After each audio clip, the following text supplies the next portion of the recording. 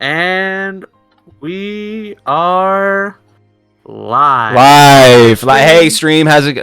Oh, sorry. Teamwork. Hey, that's right. We're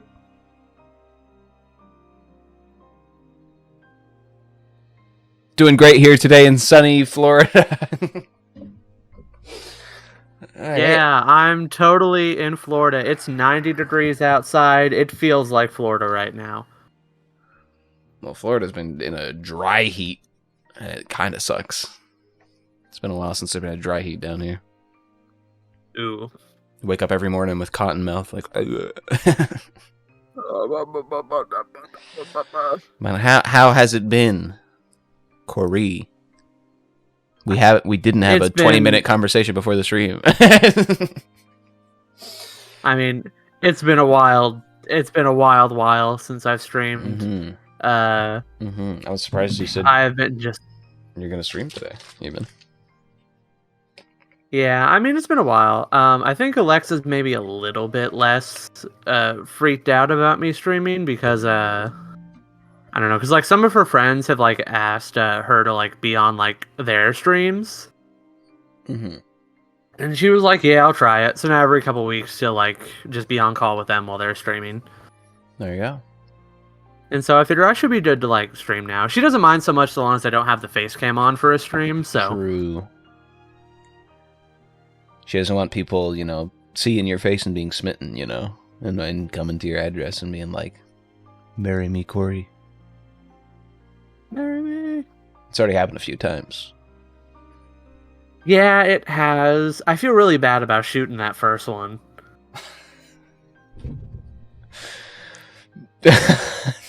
Okay. I mean, hey, at least you feel bad about it, Yeah, we all have to live with our mistakes. She might have one less eye, but... Yeah. I mean, in my defense, Kyle probably should have texted me before he showed up at my address in the middle of the night. Well... We are gathered here today, honored loved ones. How was your last 700? Damn. Bringing back the oldies. On a cosmic scale, good. Really had to zoom out there, buddy.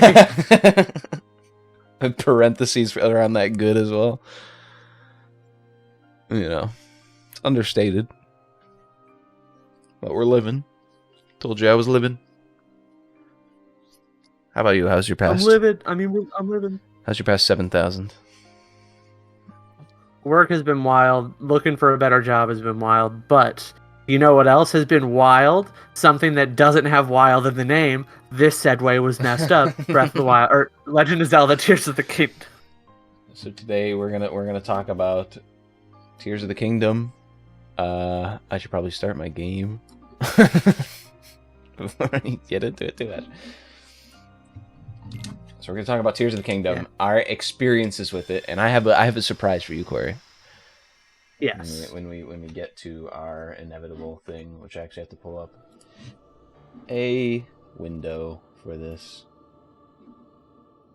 Okay, that'll be exciting. A surprise.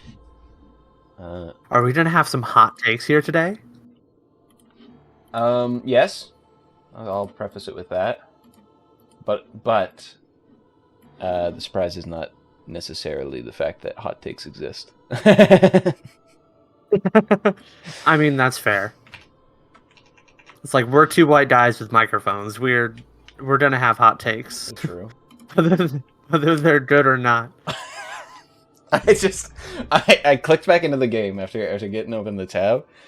And because I clicked in, it used the mouse controls for a second, and it whipped around, and I forgot Mickey's in the back in this cutscene, just standing there at the beginning. Hey, fellas. The Mickey jump scare.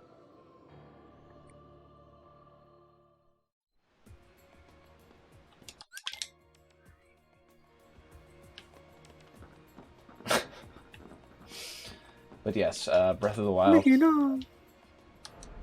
Yeah, Breath of the Wild. We're here to talk about Breath of the Wild here today. Yeah.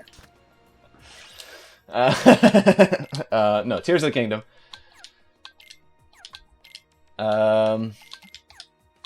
Is the sequel to the award-winning Breath of the Wild, released on Yes, Nintendo Switch.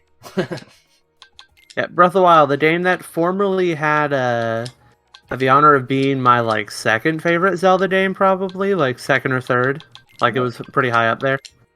What's your quick and dirty Zelda game ranking top 3? Quick and Dirty top 3 is like a definite number 1 for Majora's Mask. A cursory number 2 for Breath of the Wild. And then number 3 is like... It like varies a lot depending on what I've played most recently. Phantom Hourglass somehow sneaks into there like a lot. But I don't know how. But I'd honestly probably give it to like, I don't know, maybe the Oracle games or Wind Waker probably. Okay. I'm gonna say my quick and dirty Majora's Mask is also number 1 for me. And then second, I'm boring. Ocarina of Time. Ocarina is just it's very good. And then It's so good. And then third, it's also a toss up for me. Sometimes it's Twilight Princess, sometimes it's Wind Waker, sometimes depends. Yeah, it's like a strong 1 and 2, and then like variable 3. Notice, however, I did not mention Breath of the Wild because I do like Breath of the Wild. I think it's really good and like innovative and awesome. Had a lot of issues with it, and that's my kind of where I was coming in.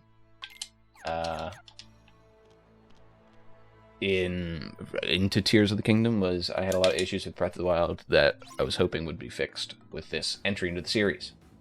How was your kind of entry into Tears of the Kingdom? So I was coming into it. I was obviously excited. Breath of the Wild was my second favorite Zelda game, and for me, I was kind of coming into it with a couple of goals because Breath of the Wild was so open that it very much left you open to like ruining your own experience of it. Okay. And so, like, going into Tears of the Kingdom, I kind of had in mind some aspects of, like, my original, like, playthrough of Breath of the Wild that I had, like, kind of done wrong. Not like I played the game wrong, but, like, ways that I could have had more fun if I had had, like, a different mindset going into it. Okay. And so, like, a lot of it was, like, I wanted to try and play this game in a way that felt more organic. And without rushing through it too much to where I might like ruin my own like experience, was for one. And two was that I actually played this game kind of side by side with my wife. We would hand off the controller a lot. We would each have like our own things that we wanted to like play and progress with. We almost had a divorce level argument over how we were gonna play the game. Yes, I'd heard about it, and we'll get into it in a moment. I believe. Yeah, but yeah, go on. But yeah, but like that's kind of how I was going into it. I avoided all spoilers. I watched like maybe 1 or 2 of the trailers leading up to it, and that was it. I avoided all other spoilers, and I wanted to like give myself as organic of an experience as possible. And I feel like I was in a similar boat there. I had pretty much avoided. The only thing I knew was that Ganondorf was in this game and that there were Sky Islands, and that's all I knew. Coming into it, and that also that it was going to be Breath of the Wild, but again, basically similar to how Majora's Mask is to Ocarina of Time. Yeah. What I guess a question I have for you is, how did it from Breath of the Wild? You said your experience in Breath of the Wild led you to come more organically to Tears of the Kingdom. I'm kind of questioning how that happened. Not because I don't believe you, but because I'm questioning because of my experiences, which I'll explain, I guess, after you go into it. So yeah, that's fair. So for me, Breath of the Wild was like it was like a magical game. Like there are so many flaws with Breath of the Wild's core gameplay loop, which I'm sure I will discuss at length when we get to some of the things that Tears changed. but like there are a whole lot of flaws with it, and none of those are enough to like dislodge the magic of it for me, especially like for my first playthrough. Mhm. But one thing about it was that playing through Breath of the Wild was like, I can remember that the most fun parts of it that I had were before I unlocked the map, right? So like when I played Breath of the Wild, I did like a pretty big rush to get all of the map unlocked, and some of the most fun I had was while I was exploring without a map. Okay. I was also a little bit less pretentious when I played Breath of the Wild, so I didn't have quite as much playing like a designer mindset that I have today. Mm-hmm. And so like I remember making like a very big rush to unlock all the map in Breath of the Wild. Yeah. And I also kind of remember how after I did that, some of the game lost its magic for me. Where like it's never enough to make me think less of Breath of the Wild, but it did kind of give me an idea for like how a more organic way of playing through that game would actually go. Mm-hmm. Especially because like for something exploration based like that, you can never really get back your first playthrough unless you wait like 20 years to replay the game again. Yeah. No, I agree. And so that was a big part of it for you. For me, I felt I just played Breath of the Wild kind of organically from the start, and maybe that has led to the situation that I'm in now, where Tears of the Kingdom, I felt maybe I messed up playing a bit because there were some circumstances, some events that happen in the game that are kind of situations that are depending on how I played through it, kind of similar to how I guess you'd played Breath of the Wild, which is I kind of went from point to point that were important in Tears of the Kingdom. Mm-hmm. And I feel like that might have made the experience a little bit more negative for me in the end. And part of the big reason why is because of the way the story is laid out in this game. So in Breath of the Wild, the way the story is laid out in that game, you go around to different places and take pictures of places that are the same in your little book, your little notebook there, and that unlocks memories from the past. And you don't really need to have those memories from the past to understand what's going on, but it helps out and it fills in the blanks. And it's a nice little interesting story, and you get some character interactions there that you wouldn't see otherwise. But by and large, you can just complete the game by going to the main 4 areas, or not even doing that, but you can get the story pretty well from just like going to the main 4 areas instead of like doing that kind of photo quest. Here it is. Yeah. Tears of the Kingdom is a little bit different. You have the tears, the dragon tears that you have to collect, that give you memories of the ancient past, where Zelda was sent back to. And here's where one of my underlying problems with the game comes. Those are required to beat the game, and also can spoil the game very easily if you don't do them in the right order. And what I mean by that is, so I went and pretty much did those first and foremost, because I just kind of wanted to get them done, and they were like all like massive things on the map. You know, unlike the photos in Tears of the Kingdom, where it's like you had to actually like seek out and find the areas where they were near. This kind of felt like it was just like, well, they're just you know exactly where they are, because if you soar through the sky for a little bit, you see these massive like blimps being like, oh look, here's the information you need. So I was just like, I'm just gonna do these to get these over with, because if it's like Breath of the Wild, it'll just be like backstory stuff, and it'll help me experiencing the game, you know, sooner. It'll help me like experience the story a little sooner, and it'll fill in the blanks, and I won't have to worry about it later. That was a mistake. Because it literally spoils like the main twist of the game. Which is that Zelda turns into a big dragon.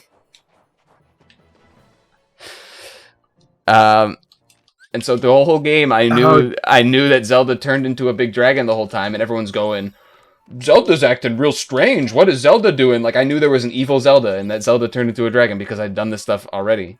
And so it's like, I already had experienced this. I don't know, like, it makes no sense to me that Link wouldn't be like, hey, by the way, that's not Zelda. She's the dragon in the sky. No, it's like, why wouldn't he mention that? Why wouldn't he be like, yeah, by the way, I already have the Master Sword, by the way, because I pulled it from Zelda's skull.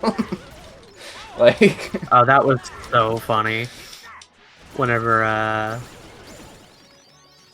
So I'm assuming, so just out of curiosity, did you have the Master Sword and the 5th Sage whenever you did the going to Hyrule Castle bit? Yeah, like the under Hyrule Castle stuff and all that. Are you talking about just like, no, the going there where Zelda kept disappearing and we kept doing like, oh, wacky hijinks, let's follow Zelda down this hallway. Oh, she's not real. You mean that moment? that did piss me off. That did piss me off. I'm not gonna lie. Oh yeah. Okay. So we have 2 complaints about the game. Because I was like, you already know that's not Zelda, bro. What are you doing? It's just like following around like, oh, I wonder what's going to happen this time. And then they turn into evil guys again. And it's like, oh, I couldn't have seen that one coming. It's like, why are you following her? And Link is just like, everyone is so invested in this being Zelda. I want to play along. So I don't want to spoil it for them. Like, I got spoiled, but I don't want to spoil it for them. Good guy, Link. Good guy, Link. So yeah, that was one of my main issues with the game, is that I kind of beelined that, and then it kind of just ruined the story for me. I did like the twist of Zelda being a dragon when that happened, after I had like gone through all the tiers, and it was like, oh, Zelda's the dragon. I was like, oh, that's really cool. Like, I really like that twist, because I didn't expect them to kind of do that. I can't believe they killed off, essentially killed off Zelda. Wow, that's really cool. Spoiler alert for me. I didn't even think about that, because one thing No, go on. I didn't really think about... One thing, because I didn't really think about that much, because one thing I was thinking about the game is that I don't think that the 4 stories, at least not all of them, were as good as Breath of the Wild's, like, core 4, like, plots. And I think that if there was more mystery to the Zelda angle being there, that might have improved them a little bit for me, because we also went and got all the tiers before the thing happened. It didn't have that drastic of an effect on the story for me, but I also just didn't like this story quite as much as Bot was. Yeah, well, it's... I'll get into it later. Yeah.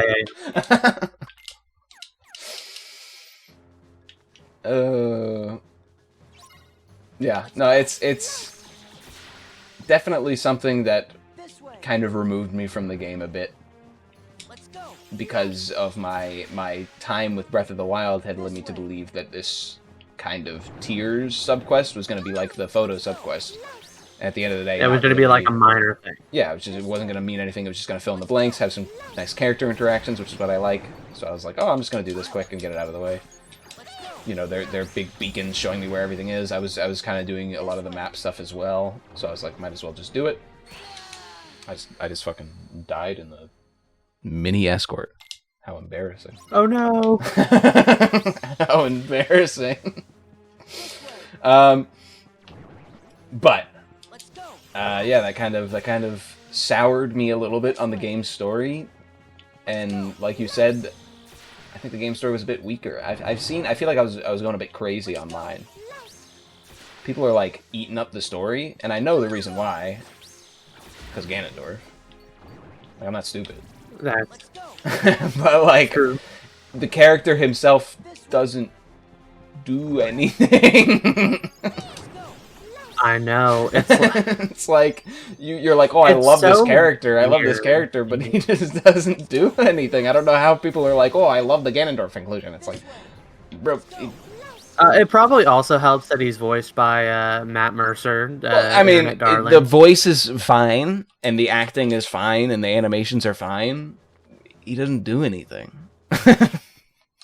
Ganon is like engaging and interesting in the Zelda cutscenes. But the Zelda cutscenes are nowhere near enough of a story to like carry him to that much, in my opinion. When we're Actually, talking when we're talking about like Ganondorf, like as a person, as an object, you know, as a force of nature in the story of Zelda games, what we're thinking of is like Ocarina of Time or Wind Waker, where he's like this acting force that's moving against our heroes. He's something in the world that's preventing Link from achieving his goal throughout both those games. You know, Ocarina of Time, he's like this scheming diplomat working under the kingdom, and in Wind Waker, he's this like mass worldwide kidnapper, and like he's working against the hero the whole time.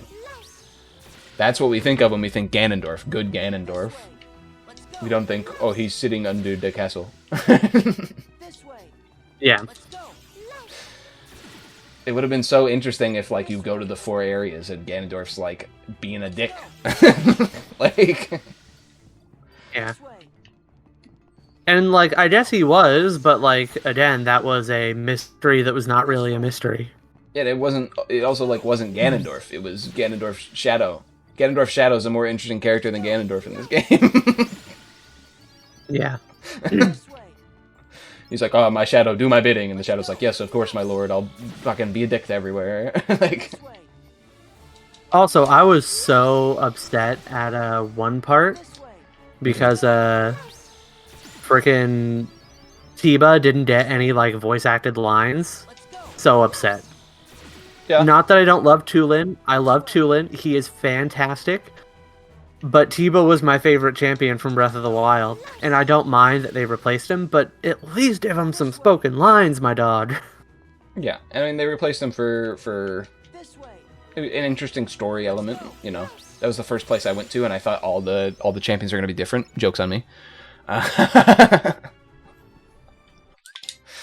But I mean, if we're different. Well, I was going to bring that up. That was probably one of my driving forces throughout the game, was just playing it and kind of experiencing or going to the different areas and seeing what happened to like all the characters that I enjoyed from the last game. Mm-hmm. And kind of after I had gone to the 4/5 areas where there were characters that I cared about, because there was also the Sheikah village, whatever it's called. Mm-hmm. After that, I lost a lot of motivation to play the game. Oh yeah.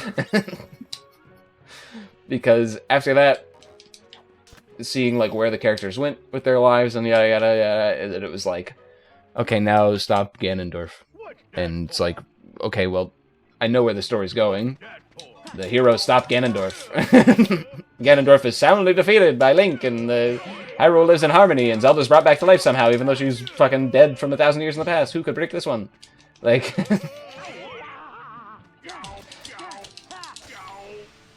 I knew where the story beats were all going. Yeah, those definitely weren't a secret. So, my motivation to play was greatly diminished after going to the areas. But, in those areas, there were nice little stories, nice little veneers.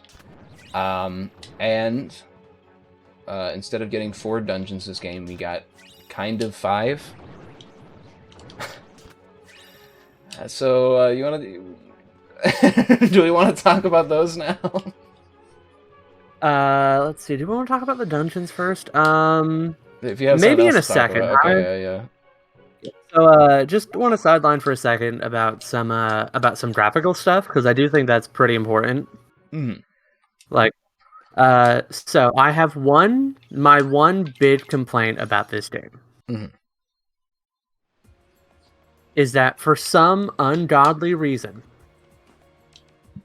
every time there is like any sort of effect on screen, whether it's rain, whether it's heat, whether it's snow, whether it's freaking dark, there's like this weird like whiteout effect over the screen, and it's not massive, it's just like this little whiteout effect over the screen. Mm-hmm. And it's the same one for like every environment effect, and it just looks so like it stands out so much, and it bothers me so much. And I don't think it looks great. Most of the game looks fine. Like, holds up similarly to what the last game was in most respects, but like that effect over the screen constantly, so annoying. It's even worse when I'm downscaling, so I am probably just a little biased because of my own personal mental illness. I was about to say, I didn't notice it that. I think I know what you're talking about. I didn't really notice it that much though. So maybe it's downscaling did do some. It's work one of there. those things where, so like I didn't play the whole game downscaled, like onto my CRT, but I played a lot of it, and it's more pronounced in that respect, especially because like the way a CRT glows. But it's there in when you're playing it on a regular TV too. Yeah. And once I saw it, I just couldn't unsee it, and it bothered me the entire time. Especially with how many freaking full screen effects there are in this game.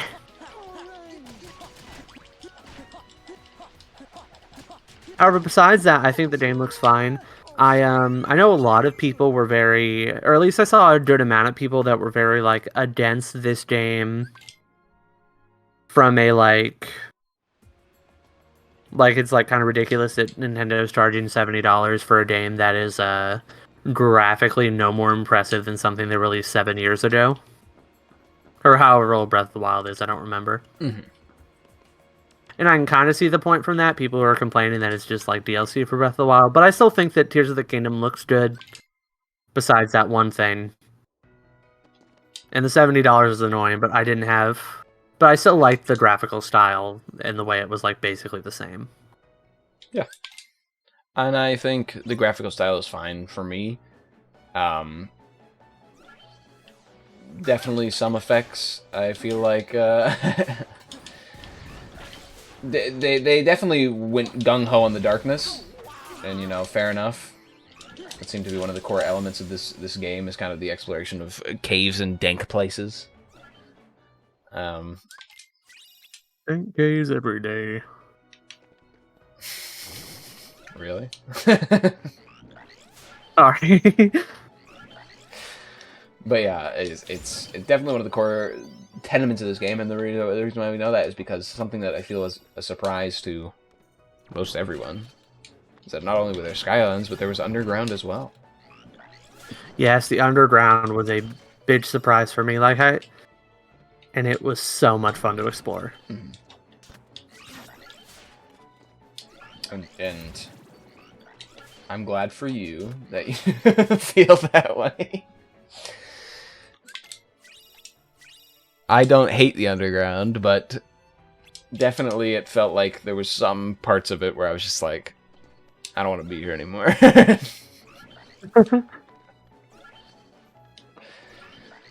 It felt like a lot of the underground was empty space to travel between for me. And there was some really cool stuff in the underground, but and that's not to say the above ground isn't like fantastic in this regard either. But when the only above ground, when the only thing to like kind of bridge the gap is like Koroks or the little mission where the dude holds the sign up and the underground doesn't even have that, it's like Yeah, that's true. And I do think that's one where my laser focus on trying to play the game in a more organic way helped a lot, because when I was playing the game, especially because it was me and my wife playing, so I wouldn't play through the underground the whole time because she wasn't super interested in it. So I would play the underground either alone while she wasn't home, just to do some of this stuff where there wasn't a lot of story. Or I would play through it in for an hour or two during my chunks of time, and then it would go back to her and we do something else. So I'm sure that was great for her because she got to get all the bonuses from that area without having to actually do stuff there. You know what's really funny about the underground is that so she had no interest in exploring it at first. But towards the end of the game, when I had kind of I've had most of my fun in the underground, I'll go down there to grind some Zonite later. And she was like, I'm going to go and get every single light route that we haven't gotten. And I'm like, okay, you go. You go.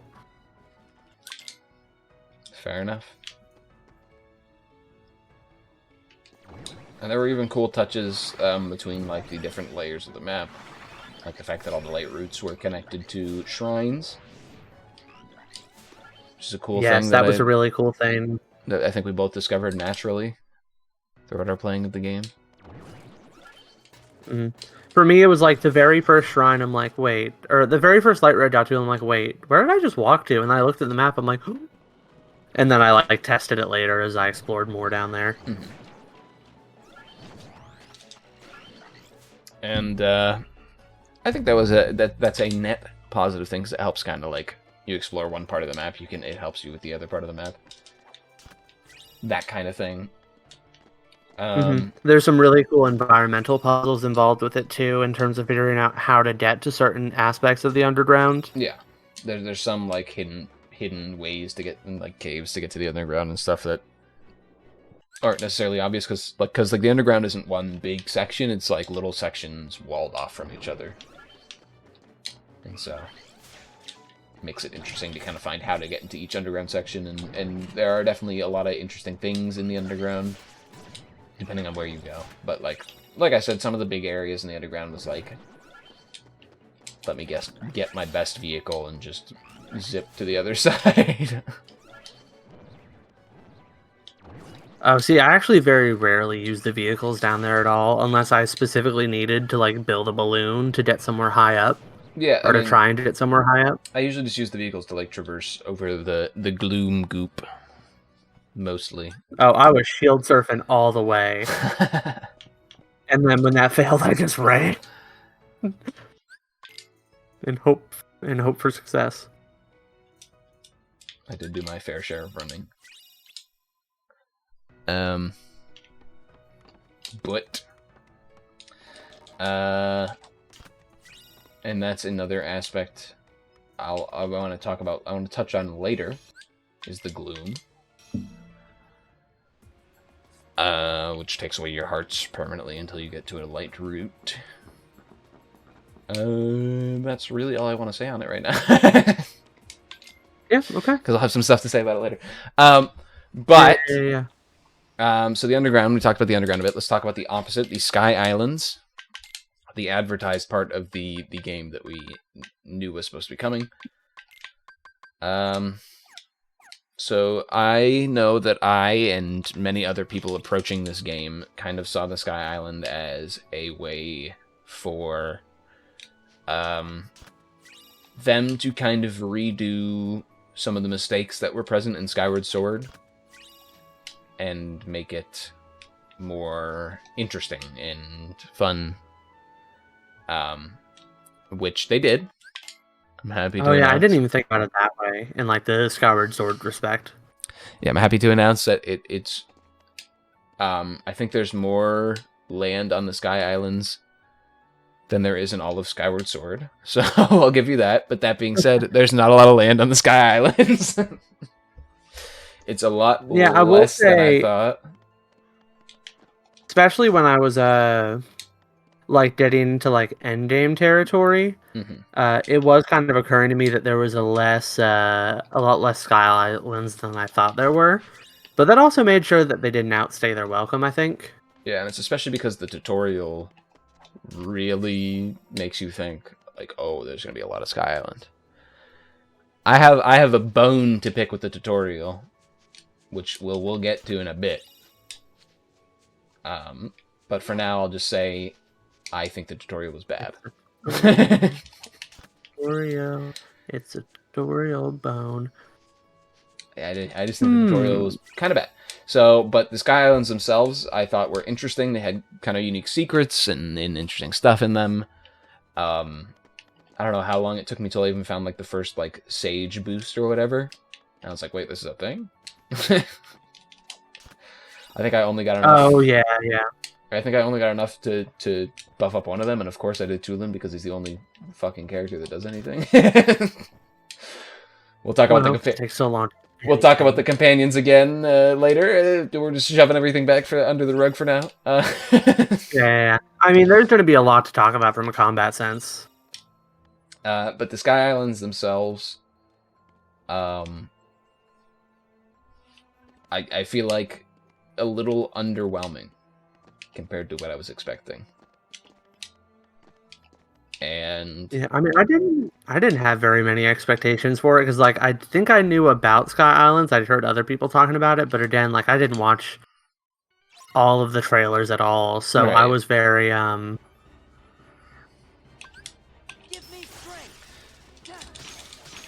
Well, I just knew about the Sky Islands from the trailers because it was probably the most advertised part of the trailers was the Sky Islands. It was like, oh, you get to explore the sky in this game. And so to me that means, okay, well, they're putting a big emphasis on the Sky Islands. Also, the fact that the tutorial took all, like, 2 to 3 hours all took place on a Sky Island, and, like, it was very big. Like, a pretty massive Sky Island. To me, indicated that this game was going to heavily involve the sky, and not going to heavily involve Hyrule.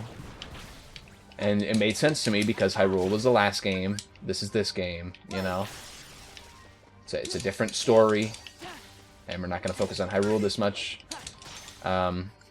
Little did I know, I was wrong. yeah. The Sky Islands are like a fun explorable bonus, and you get 2 of the dungeons are in the sky, unless you have like Sky Island segments leading up to it. Mm-hmm. And that's. I think the Sky Islands were fine for me. I liked a lot of the stuff to do on them. I will say one really nice thing I liked about the Sky Islands is that the biggest combat challenges on them, specifically the higher level the constructs that you fight there, like the big ones, as well as the King Leox, is that all those were hidden away in places that you could never get unless you had like auto build, were really good at building planes, and had big stamina bars. Yeah. And so those places were places that you would not get in the early game. Like, there was just no way unless you really, really try hard at it. And I think that made finding them as I went to like complete the Sky Island later on in the game, I think that made that really rewarding.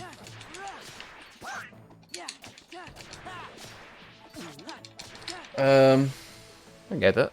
I can get with it. I can vibe with it. And to me, it's not like it was disappointing from a sense like it made me dislike the game or anything like that. Yeah, no. But it was just like I expected there to be more Sky Islands. It was kind of the whole thing behind the advertisement, and it was the whole thing behind the tutorial, and then it was just like, oh yeah, by the way, they're like a little thing.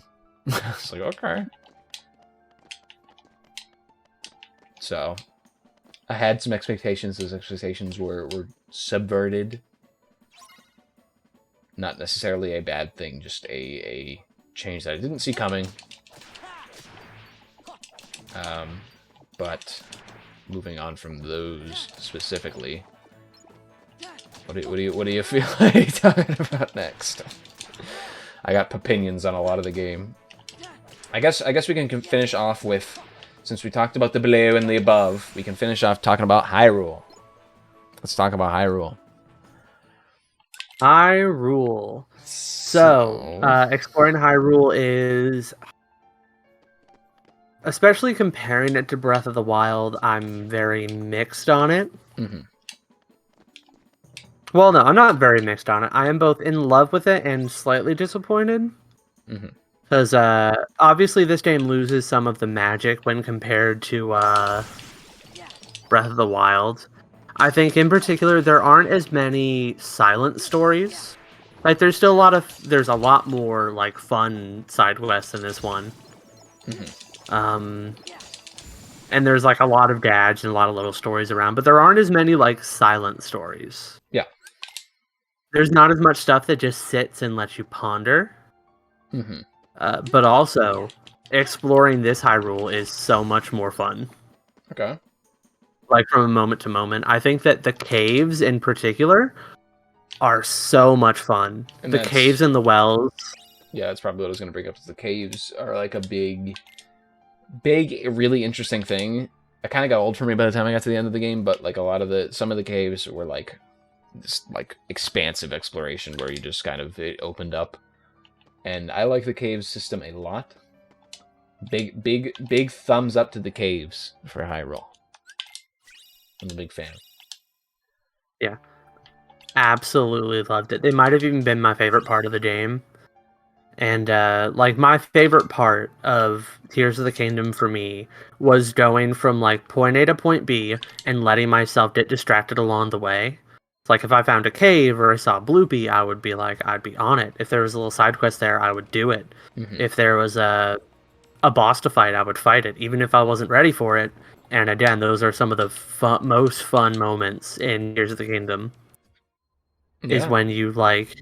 When you're like, all right, I'm going in a straight line. Oh no, I'm not straight, am I?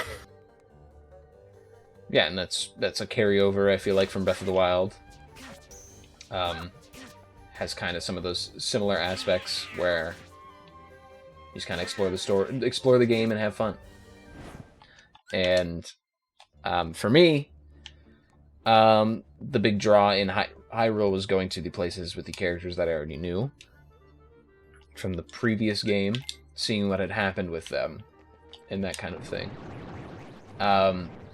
And for me, this was probably one of my biggest disappointments with the game, was the kind of exploration and through line of Hyrule. And what do I mean by that exactly? So going from the places that I've already been to in Hyrule, I know how to get, to the places in the game that are already like puzzles in and of themselves, because in Breath of the Wild I had already done it. For a lot of the game was basically, I'm trying to find the word that I'm trying to find here.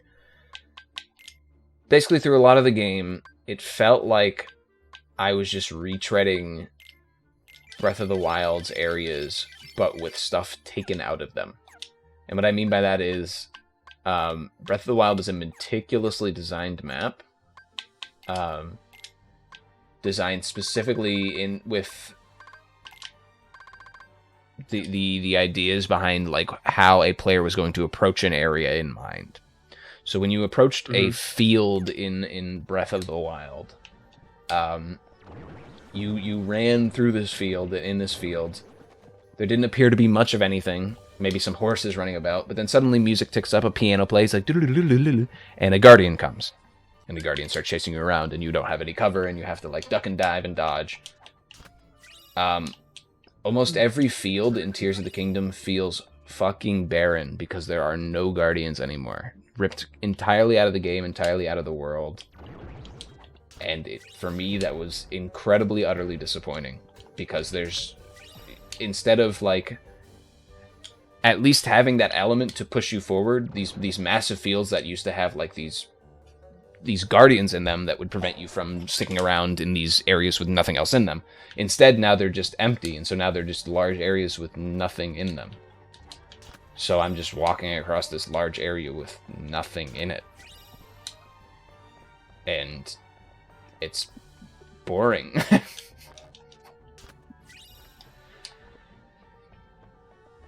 I hope I got my point across. Yeah, you know what? I think I agree with you, and you kind of helped articulate something with me, and that's part of the reason I really wanted to talk to you about this, because you kind of helped articulate something with me that I hadn't really considered very much, and that was just how much is that this game feels a lot more dense in terms of the map design to me. There is so much like to do and explore, like with all the caves and stuff like that. But part of that for me is that it makes a lot of it makes the empty areas more empty, and it makes the whole thing feel a bit less cohesive when there's more to do, if that makes sense. Because you lose some of that quiet wonder. Yeah. And I more or less agree wholeheartedly.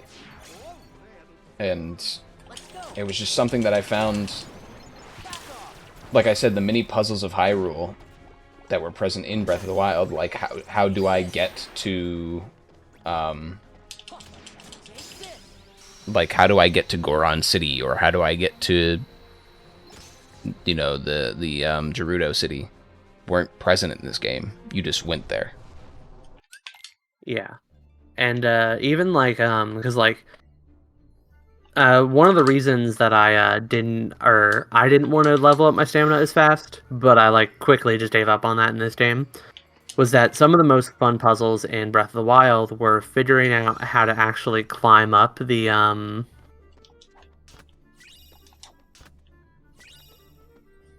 Towers. The towers. Because all those would have such engaging like puzzles around them. But in this game, you just go to the tower and you get it. And those like really precise like climbing puzzles that have to do with you like very carefully conserving your stamina aren't really here anymore.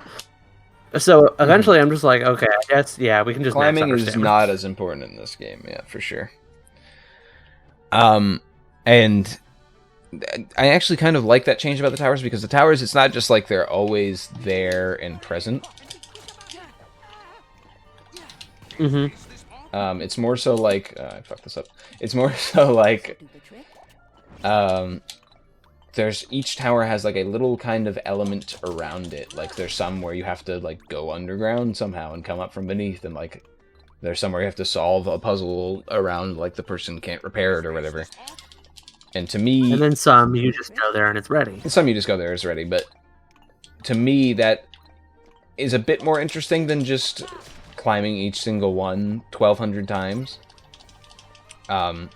It does take away that element of, well, I don't really need to worry about climbing as much anymore, and that's not the only thing, because it also launches you into the air. So it's like, I don't need to worry about climbing this cliff face. I can just go to the nearest tower, get launched 500 feet into the air, and just glide over. Yeah, or if I've been to the Sky Islands there because I rode a rock up, I can just teleport back up to that Sky Island I have a shrine at, and then glide from there. So I don't dislike the changes to the towers necessarily. It's just the game is approached a little bit differently, where it's like you don't have to worry about stamina really as an element in this game as much as you did in Breath of the Wild. Yeah, and I do want to preface that, like, for me, the biggest thing is like my only real big like complaint was the thing about the frickin' effects. That was my only real big complaint. Everything else from here is going to be either like critiques or nitpicks, and mostly it's going to be stuff that I really liked.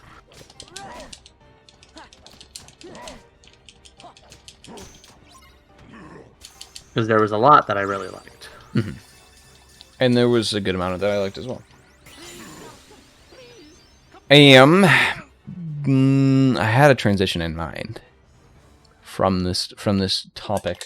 Oh, so since we're talking about the exploration between Hyrule and going to these areas that we've been to in the past game, yeah, why not discuss those areas that we've been to in the past game? So they're and not just as areas with themselves, but the denizens of said areas.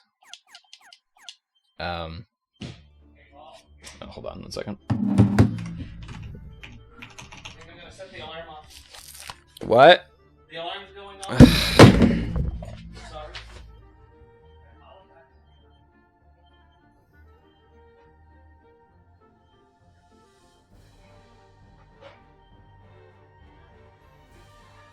Oh, here he comes. Oh, for anyone who's watching my my end of the bargain, by the way, I am EV training for a Regulation D team. I thought I had more than one Regieleki, but maybe I didn't. Oh wait, I'm probably thinking of the one that I caught on my wife's profile and just never transferred over. All right, sorry, my dad came to clean the house. So. Oh, that's nice of him. It is. But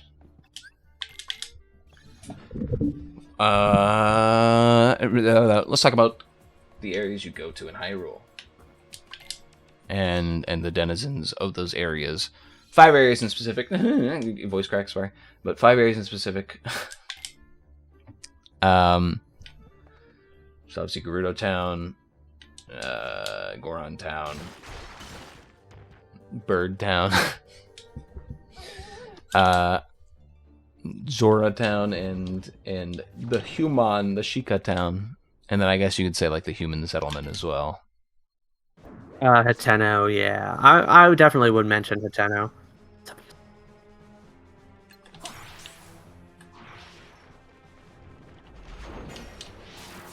Yeah, so you just want to talk about them generally, or do you want to kind of go in order of... I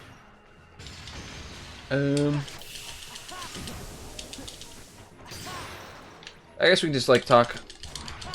Which one do you want to talk about first? I guess. Let's see. So the order I did them in was... because we did Hebra, we did Tulin, Sidon, Riju, and then Gorons. I think I did Tulin, Goban, Sidon, and then what's her face?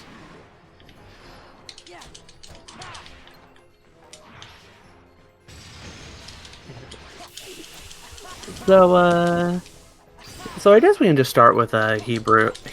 The bird people. The bird people. So I think the game kind of leads you to believe this is the first area. Like a lot of the... Did you also get that feeling where a lot of the NPCs were like, oh, we should head over to Hebra Village? And they're like, oh, yeah, that's where the newspaper mini quest is and all that stuff. That's like, Yeah, because the two, like, biggest, like, multi-phase side quests were the Dragon Tears and the newspaper stuff with Pell. No, his name is Pen. His name is Pen. I'm not bird racist. His name is Pen. I can remember that. I won't mess it up again. Like, the side quests with them both start there on the way to Hebra and the stuff.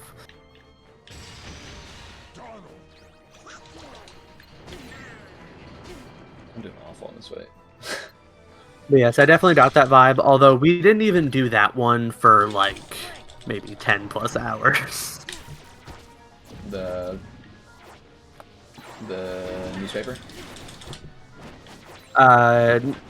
The newspaper, the Dragon Tears, the frickin', the Tulin stuff. Really? Okay. I was committed to just walking in a random direction and seeing what I found. I almost got to the Zoras. I'm like, nah, no plot for me. And then I turned around. Alright, well. So for me, the Hebra village, the bird people, there wasn't really much to talk about there. What's his face got replaced by his son. Sorry. But the cold element wasn't really present, or didn't really feel too present. Like, I didn't feel... In the first game, no matter what I did in like the bird people area, I felt like I had to worry about the presence of the cold. In this game, I didn't really care. Oh yeah, because it's like... I'm sure that part of this is because since a lot of people are playing this game after they've already played Botwa, they're kind of like going to be prepared for these elements mentally at least. So I guess I didn't really want to present him as challenge, because even before you get there, like on the way there, you'll run into people who like, oh, here are some elixirs that'll help you with this. Here's how you make them. Yeah, and the game hands you a bunch of stuff. Not only that, not only does it hand you all that stuff, it also gives you chill-resistant armor in the tutorial. Which Breath of the Wild, to be fair, also had that, but it was way, way, way out of the way. Like, you usually didn't find it unless you're really exploring the Great Plateau in Breath of the Wild. In Tears of the Kingdom, on the critical path, there's just a piece of armor that gives you chill resistance. And it's like, okay. It was on the critical path? I didn't find it until after I got that shrine. I was just exploring there for fun. It was in that cave, that you go through with the minecart, which is, I think, the path that a lot of people took. Mm.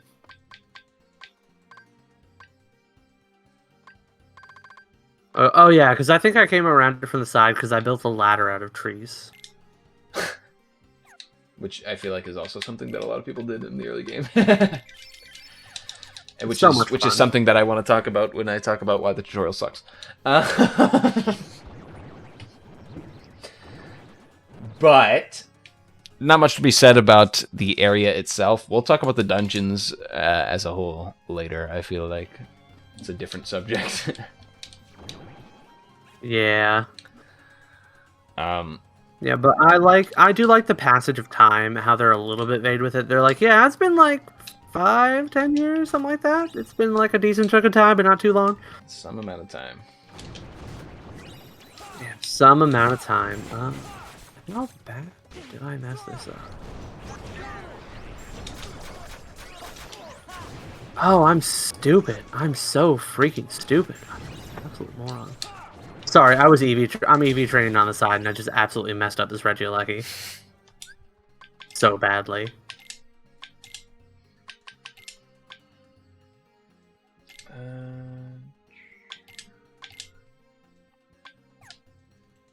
But yeah, I like the way the passage of time is, and the village specifically. I really like the fact that Tiba is the chief now. Mm-hmm. And there's kind of like this sort of double whammy of the fact that like he would kind of like to be the one that like goes with us and helps out, but also he's got his responsibilities as chief that are kind of keeping him right there. And there's the fact that his son Tulin, who we saw in the last game, didn't play a big role or anything, but like was there. Mm-hmm. And the fact that he's grown up and is kind of like the person that we explore with now. A really good way to show the passage of time. I really like Tulin as a character as well. Not that they do much with any of the characters in this game, but I do really like Tulin. Mm-hmm. And yeah, I agree. I think he's fine character-wise. No issues with him. But like I said, there's not much to say about the area or characters in this area in general, in my opinion.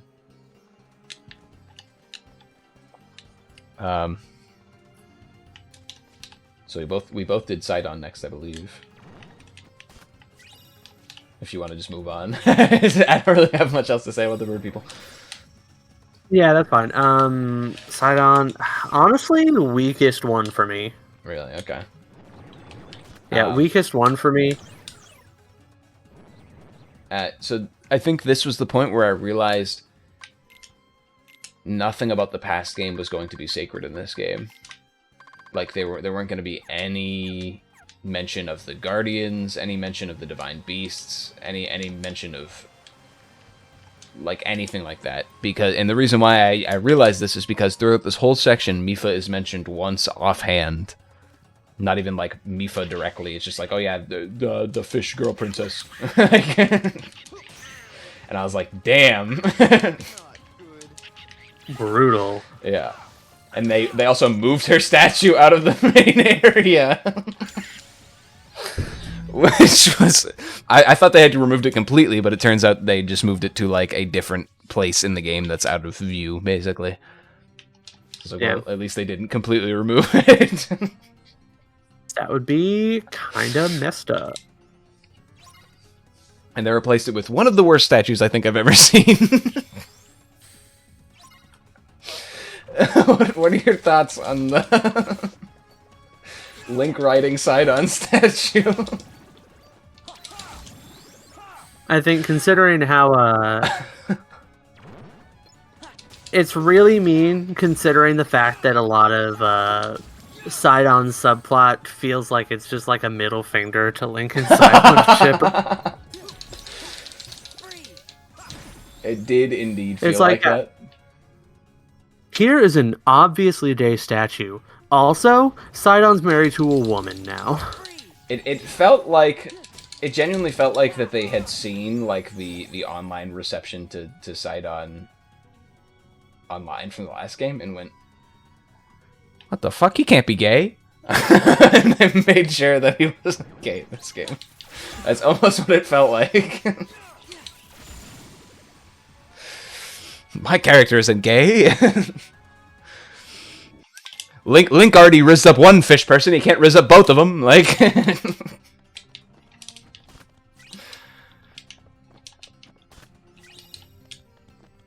that's just what I will say. If it felt that way too. That was actually one thing that I did get spoiled on, because my wife was really upset at random people on the internet because an artist that she followed on Instagram got like forcibly spoiled about the fact that Sidon got married to someone else. And they're like, yeah, this has kind of ruined the game for me. Not just the fact that it happened, but the fact that people like forcibly spoiled it for me. And so I got spoiled on that because Alexa was complaining about people who had spoiled that person. It's just a chain of spoiling, you know? Yeah. It's like revenge. She did actually revenge. It's all built on hatred. Okay, she's like, it's not connected to main plot, so I'm like, okay, fine, you can have this one thing you can spoil me before.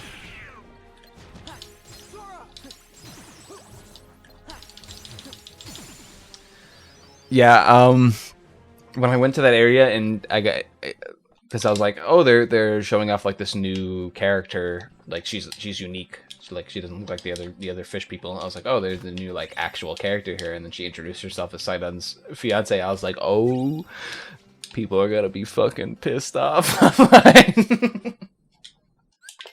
I will say that if their goal was to like make Sidon seem less gay, the fact that they made Azora that like looks about as close as they could get to Link, because like she's about Link's height, if except maybe a little taller than he is, I think. She's green, in a shade of green that doesn't match any of the other Zoras that are close to green. She doesn't have any breasts. Yeah, and maybe most importantly, she's someone that is willing to sit there and listen as Sidon talks about Link all day. and that like talking about Link thing was like some of the most awkward dialogue I think I've ever seen in a game. Every single character is like, "Oh, you're Mr. Sidon's very best friend, Link." It's like the dialogue felt so awkward. It's like Sidon is so mine and Alexa's headcanon was that Sidon is rebounding hard. Not because Zelda and Link are a couple, but because Zelda moved into Link's house in Hateno Village. Sidon got wind of it and assumed that meant they were married. The funny thing is, I'm pretty sure Link moved out as soon as she moved in. He was like, "Get me out of here." I don't think Link moved out. I think Link just didn't live there anymore. Yeah, like she was like, "Oh, this house," and they're like, "Yeah, this house is here." And Link saw she moved in and was just like, "Oh well, I guess I'm not living here anymore." This isn't mine. Yeah, no, definitely, it felt strange. Some of the stuff that was happening in that area. Yeah, but I was. Like I said, this was the place I realized nothing from the last game was going to be sacred, partially because Mipha was never mentioned. Made me angry. I was hoping that, like, we would get some mention of, like, the past champions or the Divine Beasts that just apparently disappeared. The Divine Beasts, what happened to them? Nothing. Like, there's no mention. Well, you see, Purah was like, I want to build some towers, and then suddenly everything blew up. And they had a lot of spare parts to use, and Purah's like, well, we can't just let them go to waste. It just feels strange, because there's no explanation for what happened to any of the... Like, they said they cleaned up the Guardians at the end of Breath of the Wild. Okay, fair enough. Every Guardian in the whole world is gone now. Cool. But, like, the Divine Beasts, those never, like, broke from your control. Like... Yeah, like, also remember that, like, blatantly, they tried to destroy the Divine Beast before. the King of Hyrule back in the day, who was like, no more Sheikah. Yeah. Yeah, also, the Sheikah technology, also not mentioned at all. It's really jarring. And, like, that almost kind of feels like it's like a middle finger to lore people, which, you know, like, fair enough, I hate me too. But also, Breath of the Wild was kind of made for people like that. Yeah. It feels so strange.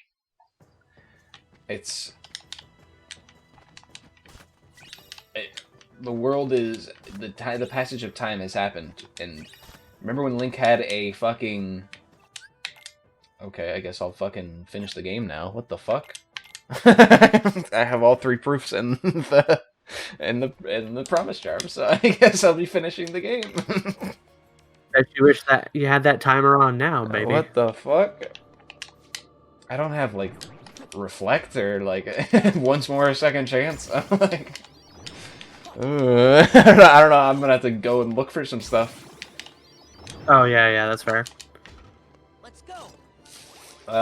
But anyway, Let's go. little distraction there. But it just feels like the time has moved on. Link had a bicycle. Are we gonna forget about that? Like, what happened to his bicycle? Yeah, the master cycle. Let's go. He had a fucking motorcycle. Let's go. Or is gonna pretend that didn't exist? Yeah, and I understand not wanting to dwell on the past and wanting to focus on what's new. Let's go. But at the same time, the like absolute lack of some of that past connecting tissue is, It's jarring for sure. yeah. And like, I want to know what happened to the ghosts of the champions. Did they just like die after the Breath of the Wild was finished? Like they just were like, okay, see you later, and died, like true death or whatever? I'm kind of assuming it was like Rome, where he's like, all right, well now that I've taught you what to do, I'm out. And he's like, Let's go. I mean, fair enough, but like, I would like to see what happened there. Let's go. Because the whole point of this game was to see what happened to characters from the past game. Like, yeah. Also, Let's go. maybe a minor nitpick, but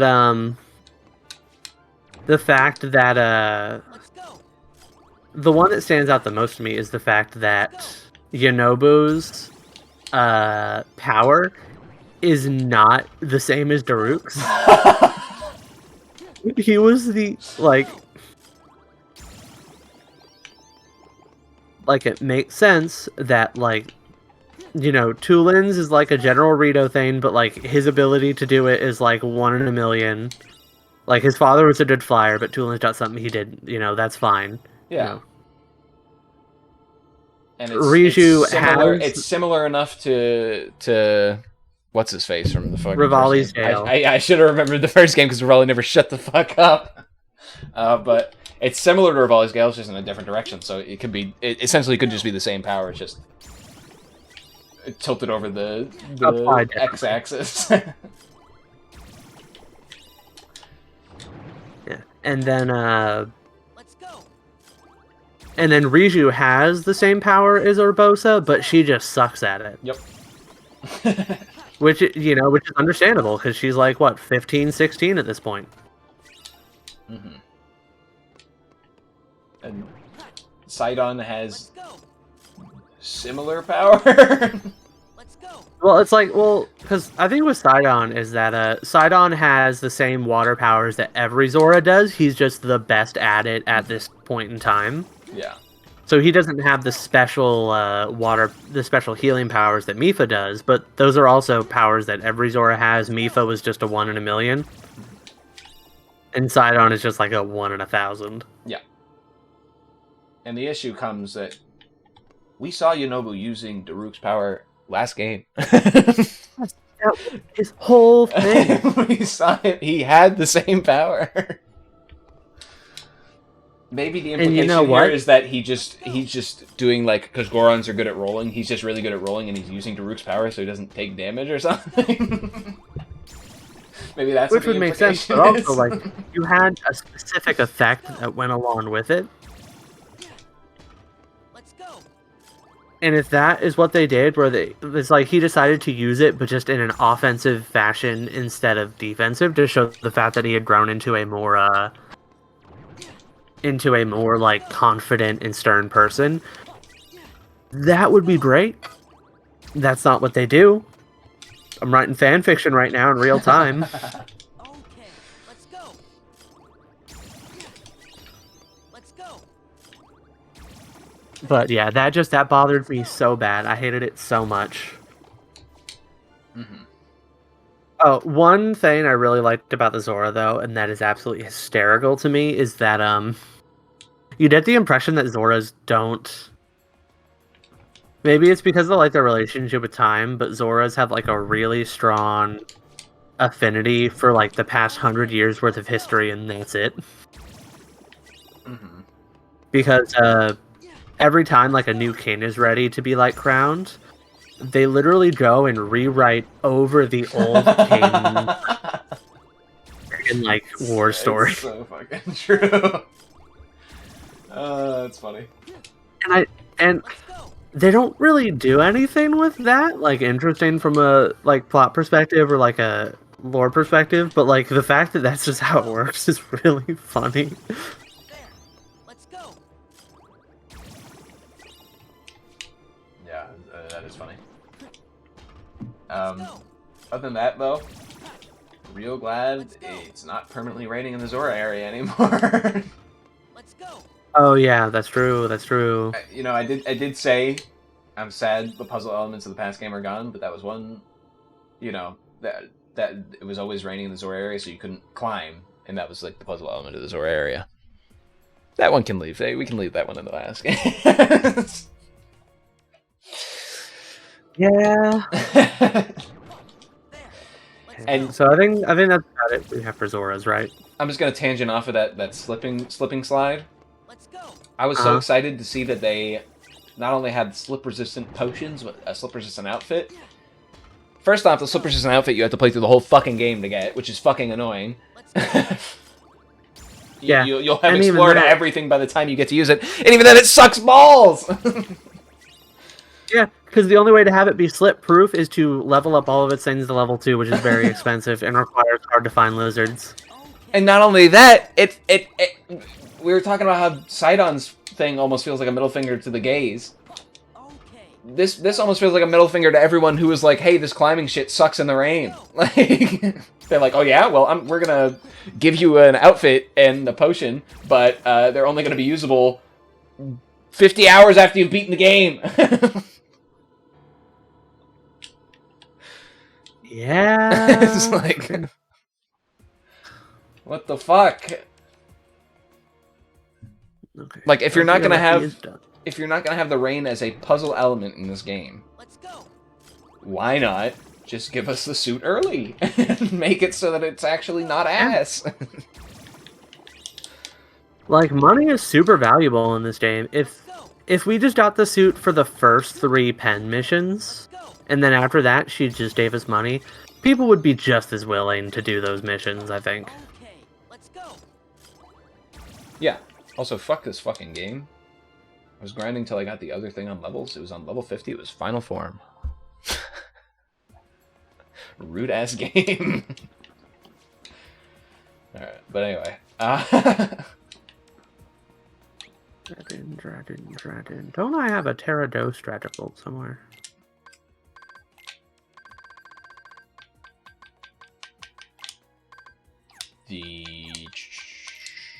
What was my brain thinking of?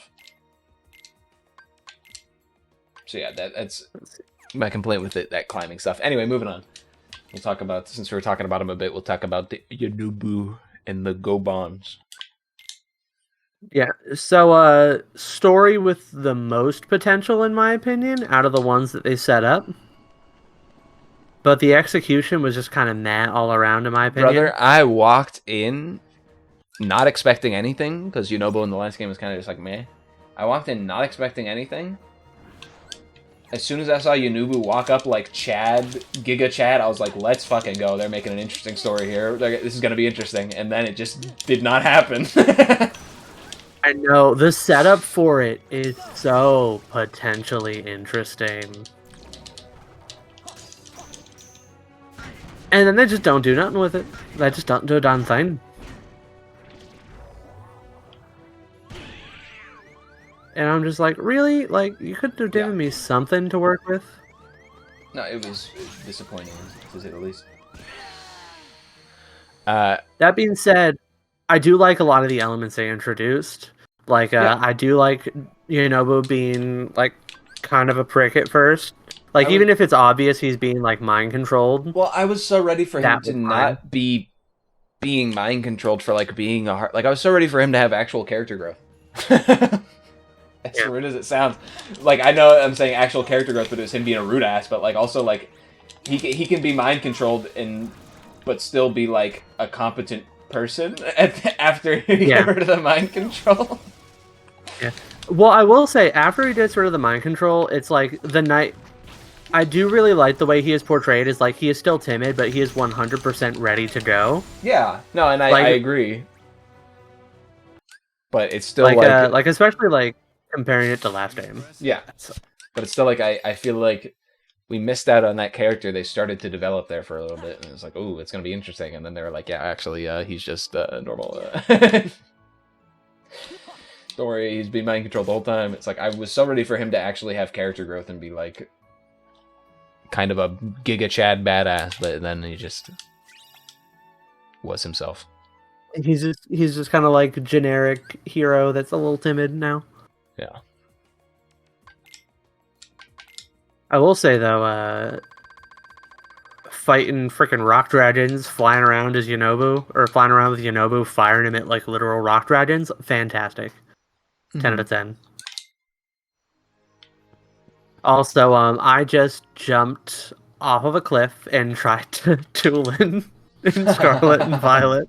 I'm pressing X. I'm like, why am I not going faster here? That's something that I've seen a lot of people say since you're bringing up that game. I've seen a lot of people be like, "Damn, this game really fucking puts to shame the Pokemon developers." Literally everything puts to shame Pokemon Scarlet and Violet. But like, it's so obvious here. It's another Switch developed title, open world.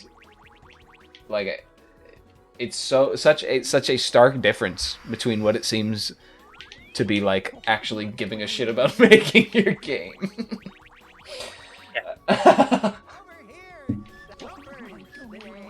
It definitely gets harder and harder to go back to Scarlet and Violet.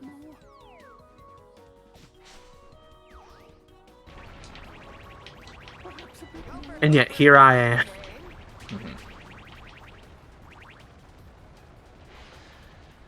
Let me see, but yeah, so Yonobu and the Dorons, I think, had the most potential in terms of the setup they went with, but kind of ended up being just pretty mid. I still really liked a lot of it, but, like, very disappointing. Yeah. And yet again, no puzzle element to getting to Goron City. You just walk there. You just go there, and you're there. Well, I mean, at least I don't know what your experience was, but at least like for me going to Doron City, like there was like a very clear like you had two different paths to go down. One of them a lot rougher than the other. Okay. Because see, here's my or you could just go to a tower and fly to it. Yeah, but and that's what I did. And here's my thing. Breath of the Wild, you approach Goron City from within like a 700-kilometer radius, and it's like you're gonna be set on fire, bozo. Like, like, you have to figure out how to make it so you don't fucking self-immolate. In this game, it's just you go in the tower and you fly there. You're there in 2 minutes. You get in the tower and you fly there.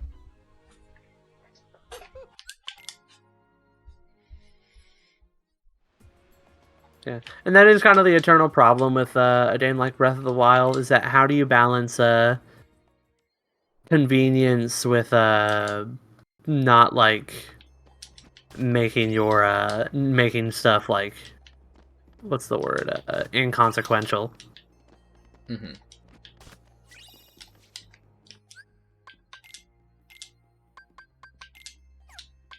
Yeah, and then last but not least, we have the Gerudo one, which is in my opinion my favorite. It definitely had the best set pieces of the games.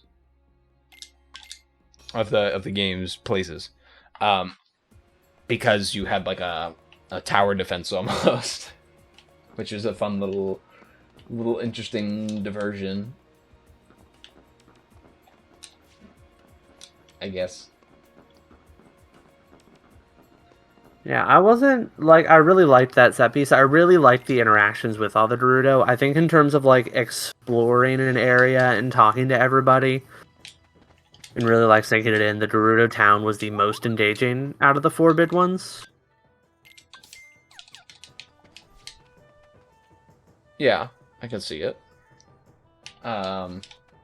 Definitely though, yet again, puzzle elements not there. The desert didn't feel like nearly as hostile to traverse, which is funny because it's like all covered in sand. But you know, you just get in a tower and fly there. Well, I don't know. Maybe it's because I had more self-control to not just go in a tower and fly there. But trying to navigate through that sandstorm was so much fun. It was an absolute blast to just go in blind and like, well, time to find my spot and like use every time you got like a sand tunnel to like orient yourself. Oh, so much fun. I absolutely love Gerudo Desert in this game. Fan-freaking-tastic. And they took away your map. Gosh darn it, I love it.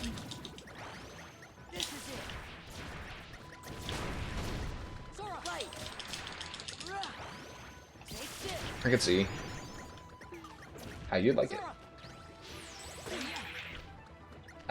Yes, I am a pretentious prick. Not what I said. I heard it. However, my experience with it was glide as far as I could, and then when I was in there, just find the nearest tornado and boost myself into the air, and then fly as far as I could. Okay, yeah, I guess that's fair. I guess one of those, how good can you say it is if you have to design your own experience? Right, and that's what the sentence you just said. You have no idea what you just set up for yourself. Oh, I mean, it's at its heart the worst or the biggest thing about Breath of the Wild. Like that, the biggest like, you know, hitch in it is that how good can you say something is if you have to design your own experience? Yes, and that is going to come back like a boomerang when I talk about my surprise that I teased earlier. Throw me away, throw me around like a boomerang, teach me to go. But yeah, but I absolutely love the Gerudo Desert. I loved exploring Gerudo Town. I felt like the traversing it was a bit more of like because you did have to like go underground and do some stuff. The traversing it definitely was a bit more interesting than all the other areas. But that's not saying much. Because all the That's other fair areas enough. where you just walk somewhere or fly somewhere.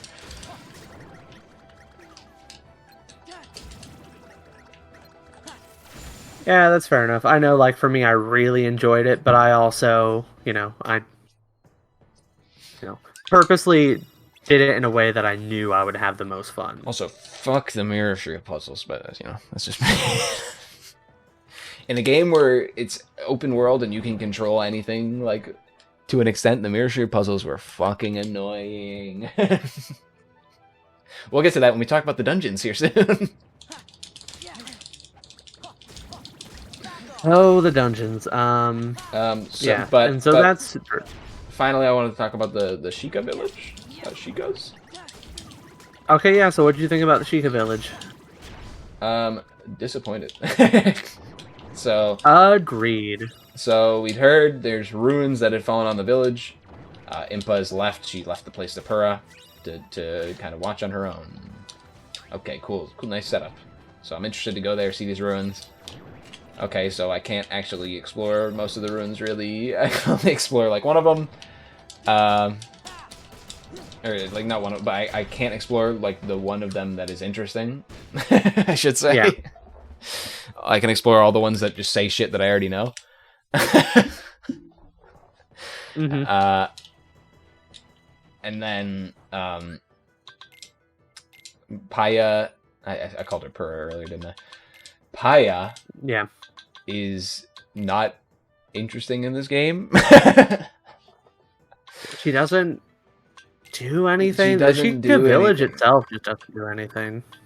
Like her whole in the previous game, she was kind of learning, but it felt like she did more in the previous game than in this game. Even though she didn't really do much in that game either, but she was like a presence. Like she existed. Yeah. In this game, it's like she just stares at a ruins and goes, "I'm learning about the ancient language." Yeah. It's also so disappointing that it locks this entire thing behind because like we came back to this place so many times just trying to figure out what the frick to do here. Yep. But no, it turns out it locks it behind doing the other 4 big tent poles. Yep. And it's incredibly disappointing. Yeah, it's annoying firsthand, disappointing secondhand. Like really?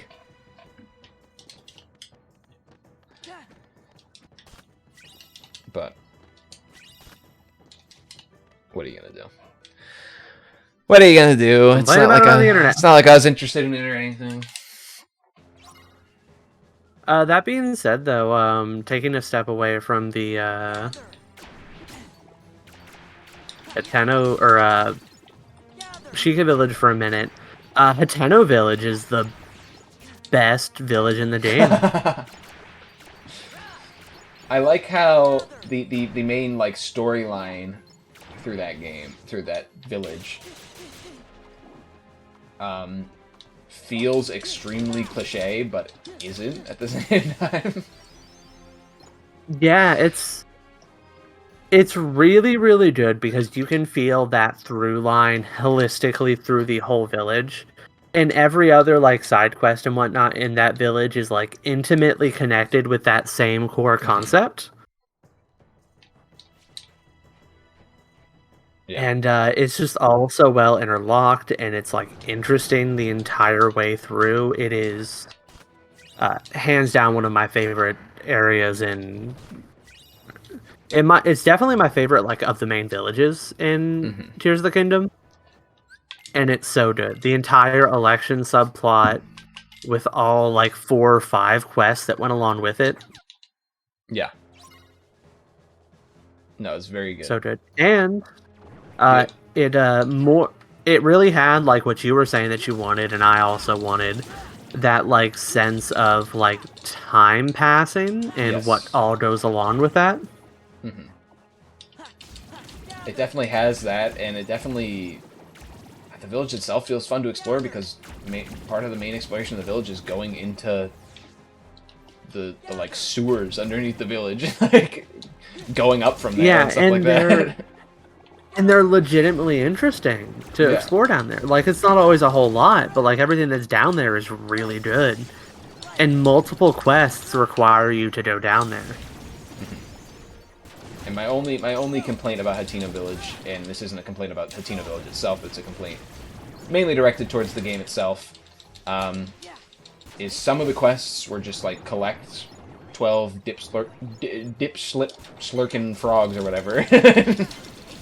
Yeah. Like, and so those collectathon quests, they're in the game. In Breath of the Wild, there were a couple collectathon quests that were related to like shrines, or like they give you some like minuscule reward or something. In this game, some of them feel tied to like larger stories, but then they also just give you shitty rewards. It's like, why would I want to do this? Like the quest, oh yeah, like it's like they give you horrible rewards, and it's like my motivation for doing this quest isn't for the rewards even. I want to collect 20 dip slick lizards so I can see what happens with this one side character. But then by the time I'm done with it, I'm not really that fucking interested. Like, the joke would be funny if like I had to collect one lizard and I came back and like the quest ended and it was like, ah ha ha you. Instead I have to collect 20 fucking lizards and come back for a fucking something that's not even like interesting or funny, and then they give me like 200 rupees. It's like, just, bro, something wrong here. I will say 200 rupees is a pretty good freaking reward in my opinion. Yeah, there's a rupee I problem was with this so game. hard up for cash. There's a real rupee problem with this game.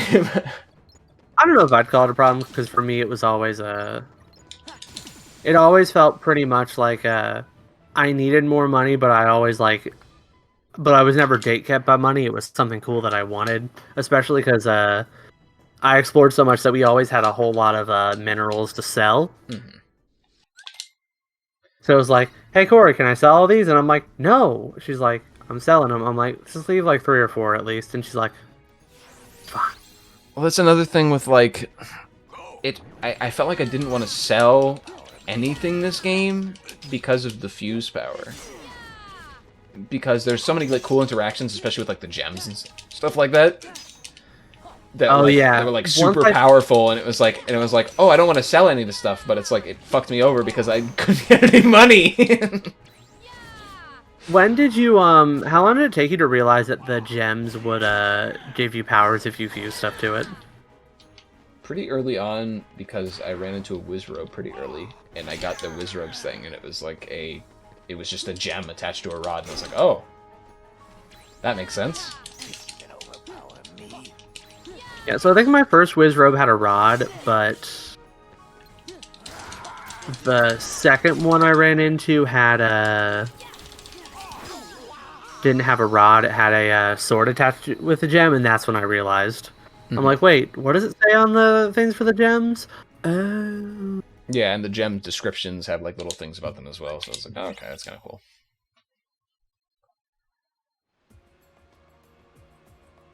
I realize now. Yeah, it was fun. But I just also so are we talking about combat first or dungeons first? Now Well, we've yeah, talked about the towns. we're talking about all the towns. You forgot the last one, whatever the fuck the coastal town is that has a single that's quest right. tied to it, where you have to defeat pirates. When I heard about this, when I heard about I have to defeat pirates, I was like, oh, human antagonists in the game. I'm interested, and I went there. It was just moblins. I was like, oh, okay, never mind. It's just yeah, moblins. I did love fighting on the Moblin bases. And Lurelin was sweet, but it was no Terrytown. Yeah, Terrytown. Nothing happened in Terrytown in this game. I forgot about Terrytown fucking existing. Oh yeah, Terrytown was really fun because it had a really cute side quest. Terrytown had that one cute side quest with the daughter of what's his face, Hudson. Had that cute quest, and then everything else in the town was just boring. You can build your house. Wow. Yeah, the racing side quest was fun. I don't have a single fucking reflect. No reflect, no reflector. No light play. That's what I'm saying. That is what you're saying. But so moving on from the towns, we'll talk shop a little bit. So do you want to? I think. So combat is probably the area of the game where I feel like this has improved the most over Breath of the Wild for me. Okay. It is because like I absolutely love the combat in Breath of the Wild. The biggest thing about it for me is that like the core gameplay loop in regards to combat worked really well in the beginning.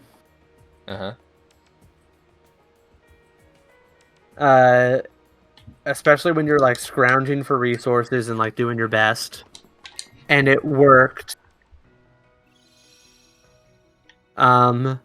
And it worked okay in the midpoint where you were like you could really feel that growth as you were fighting stronger enemies and getting stronger weapons. But like late game and like early game, if you got something that was too good to feel like you could use, combat felt like it felt kind of like a slog. It still Sometimes? has some. It still has some of the issues from Breath of the Wild that are mitigated a bit from the fact that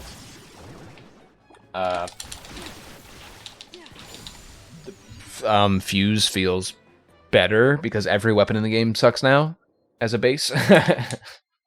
You have to find things to fuse it. Yeah, and now every time you fight an enemy, it doesn't feel like a waste of time because the resources they drop directly benefit you, from like a weapon standpoint. Yeah, and it makes the core gameplay loop of combat feel so much better. I do agree. I think combat is definitely improved from Breath of the Wild, and it's because of Fuse. Which, I mean, we haven't really talked about the powers much. Or Fuse is the one that's the weapons, right? Yeah. Yeah, Fuse is for weapons. So yeah, we haven't talked about the powers much, but Fuse is definitely my favorite because it just actually makes the combat workable. And I'll get into why. Yeah, combat isn't something. When we're done with the combat. Yeah, combat is no longer something that like I wish I could play more of, but it feels like such a drain of resources to do. Now combat is something that I like actively enjoy. Yeah. There were also some other improvements like making all of the weapons better. Mm-hmm. Like the rusted ones and the travelers ones don't have any cool bonuses, but like every other type of weapon has some bonus that makes it feel like useful and important. Yeah, and you can mix and match with all these weapons and these items that you put on them and stuff, and it's really interesting. It's cool. I think they did a bang up job. I do have Stitch. It makes like almost every weapon in the game feel a little overpowered. Almost, and it's like a really good feeling to be able to explore. It's way better than the last game where it's like you had 2 overpowered weapons and the Master Sword and then a bunch of shit, and you're just like, well, I don't want to use my overpowered weapon, so I'm going to use the Master Sword till it breaks, then I'm going to use all the shit. Yeah, like one of the biggest things that like kind of ruined some of my Breath of the Wild experience for me was whenever I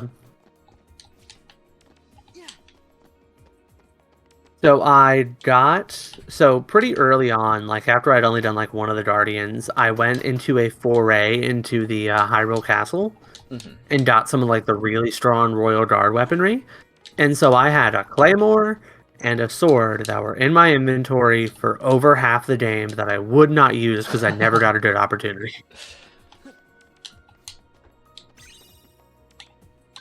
And that was definitely me ruining my own experience.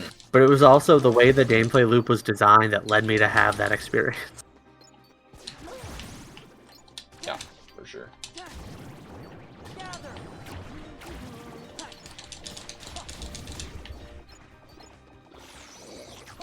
But yes, combat I think is a definite improvement. There's so many different ways you can approach combat even in this game. Like you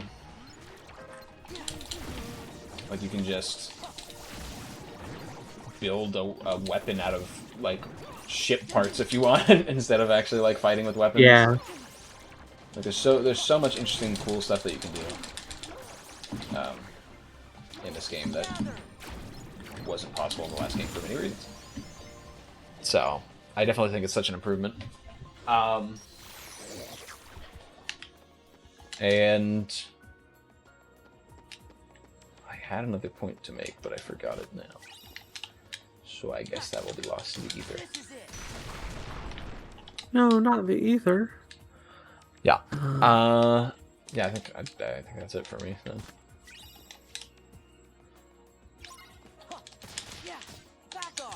Yeah, I absolutely love the combat. I think, yeah.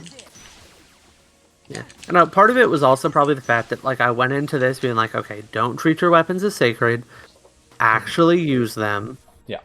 And especially with the Fuse making that so much easier, I went into this game having such a much funner time with the combat. Yeah, for sure. Also, in terms of finding rare weapons, that like there are still rare weapons that are legitimately cool to find. Mm-hmm. And in particular, the fact that for all of them but one, I think, you can actually re-buy them. Yeah, I think most of them are... Yeah. Because a lot of them as well are like... in Breath of the Wild were amiibo weapons that you couldn't get like in the main game, and they just brought them I into didn't the even main know game that. this time. Oh, I didn't even know that. Because like I was thinking of the Boomerang of the Seas and Yeah. the Bideron sword. I just found all those naturally, so at first I'm Yeah. like, should I even use these? And then I realized you could buy them at the Poe seller, and I was like, oh heck yeah!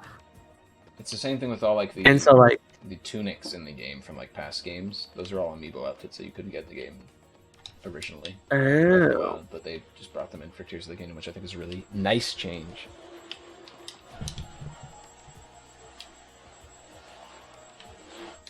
Big fan of it. yeah, so good. Yeah, I don't think I have much to say outside of combat. Do you want to talk about the loom effects now? Since we're on combat, No. I know you had some stuff to say. Okay, that's No. for later. That's for later. I would want to transition into one of my least favorite things in the game, the companion system. The companions. Boy, Yeah, was those this do tie awful. directly into combat. Boy, was that awful. Absolutely abysmal. Yeah. I In wish there was just every like a button aspect. to use their abilities. Yes. Remember Like a button remember to in Breath cycle of the through Wild? Remember in Breath of the Wild when there was buttons to use their abilities? It just happened when you needed it. Like it just felt like naturally in the game instead of something that feels incredibly forced. Pepper Troy remembers.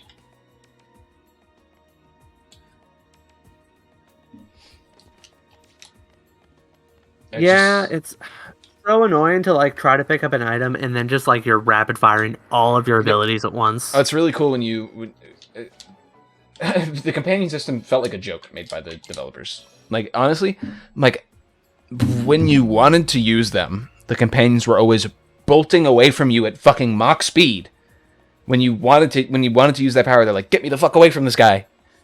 When you don't want to use that power, when you just killed like an enemy on like a cliffside and you're facing off towards the cliff, and you want to pick up all these items that this enemy just dropped, all of a sudden Tulin comes swooping in and is like, "Let me blast all this shit off the cliff for you real quick." It's like, no, you motherfucker.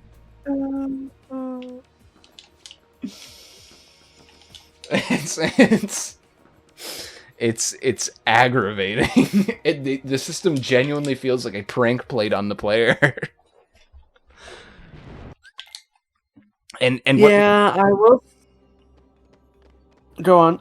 What makes it even more frustrating is that the system is built around the characters that come with you, and they fight with you and all that kind of stuff, even though the fighting sucks ass.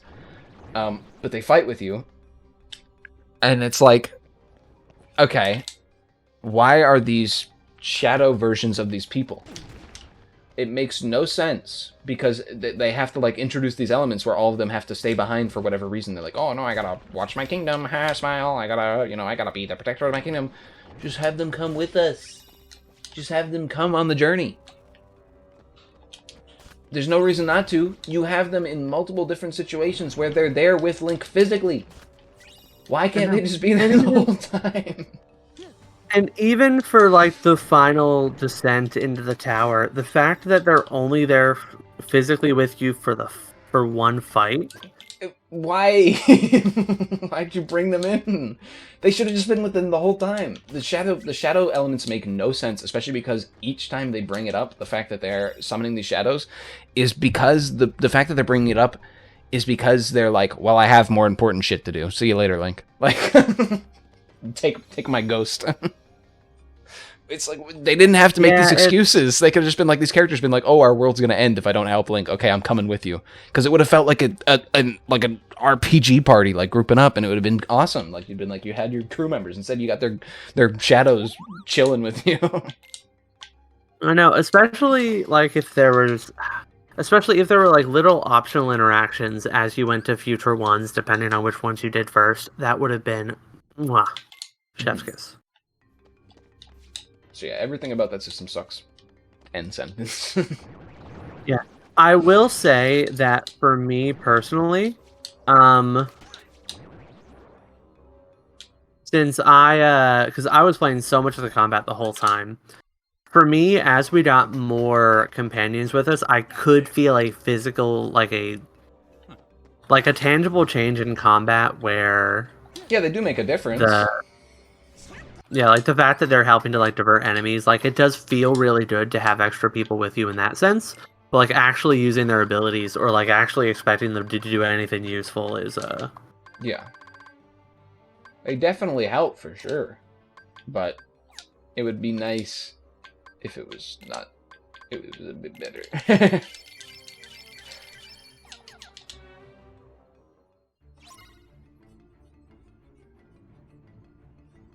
I mean, it was just annoying in every aspect of when it didn't need to be. Like, they were either in your way when you didn't want them to be, or out of your way when you wanted them to be right next to you. Like, there was never a time where you're like, oh, I really need their help, and they're standing right next to you, and they're just gonna stand still and like help you out. Like, it's like, no, if you needed them, they were running away. If you didn't need them, they were on your ass, making sure they were annoying as possible. Like, yeah. Every moment with that And system felt like that. And it's awful when you've just like there's an enemy like coming down at you and they're like almost dead, and like Sidon is just standing there staring at them.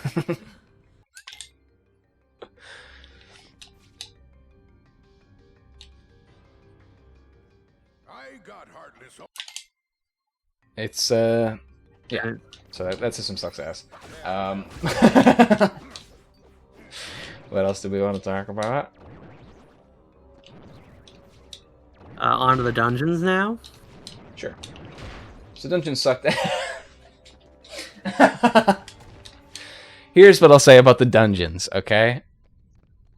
The dungeons are an improvement from Breath of the Wild's dungeons. That's not a compliment.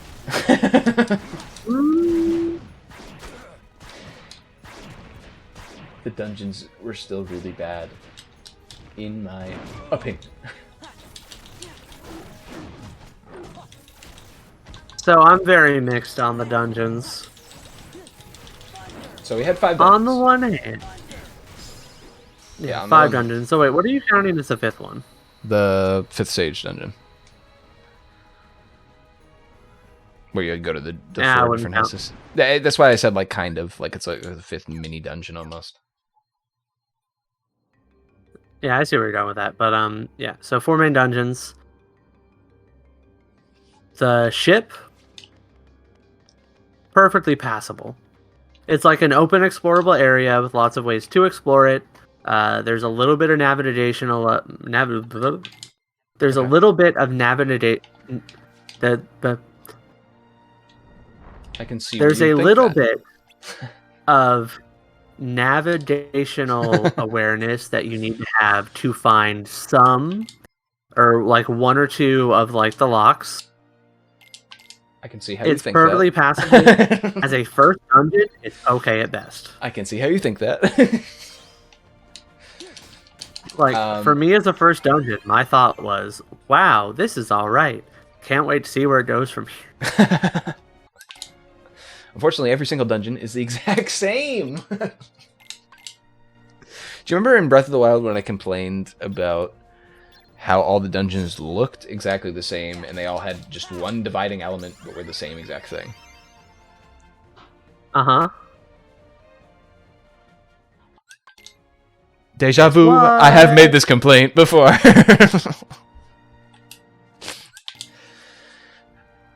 Literally, they're all they don't look exactly the same anymore. Okay, there you go. There's your separating thing. However, they all are based on ancient Zonai tech, so they all have like the same elements. So it still looks pretty similar. Yeah, so they're all go find 5 switches and use your Sage's power. Oh, not all of them. Some of them are going to find 4 switches instead. Oh, yeah. Yeah, I will say though, here's my official Legend of Zelda Tears of the Kingdom dungeon ranking. Okay, go on. Bottom of the barrel is the Zora one. Okay. Uninteresting, unfun. Couple of the puzzles are okay, but it really does nothing for me. But the climb up there is really good. I do really like the climb up there. That's bottom. That's bottom. Bottom. Coming in at number 3, we've got the ship. Ship is fine. Climb up there is pretty good. The climb up to the ship. We is actually atrocious. docked. No, I can't agree with that. The climb up to the ship's one of the fucking worst things I've ever done in video gaming. I hate it. Did you have Tulin? Did you have Tulin with you when you did it? Yes. And here's my issue with it. Oh, see, we. You You didn't have Tulin with you? No, we docked to the ship before we got Tulin. Really? Okay. Yeah. That's interesting. It's water dance. You know, so here's the thing with that ship area. And here's my suggestion to anyone who does it, you know, after the soldiers on the front lines played the game through first. Those of you coming in second, we got a word of advice for you. Save at every fucking moment and climb up. Because if something happens and you get fucked over, one of two things are happening. You're climbing all the way back up, or you're reloading a save that you hope to and pray to God was recent.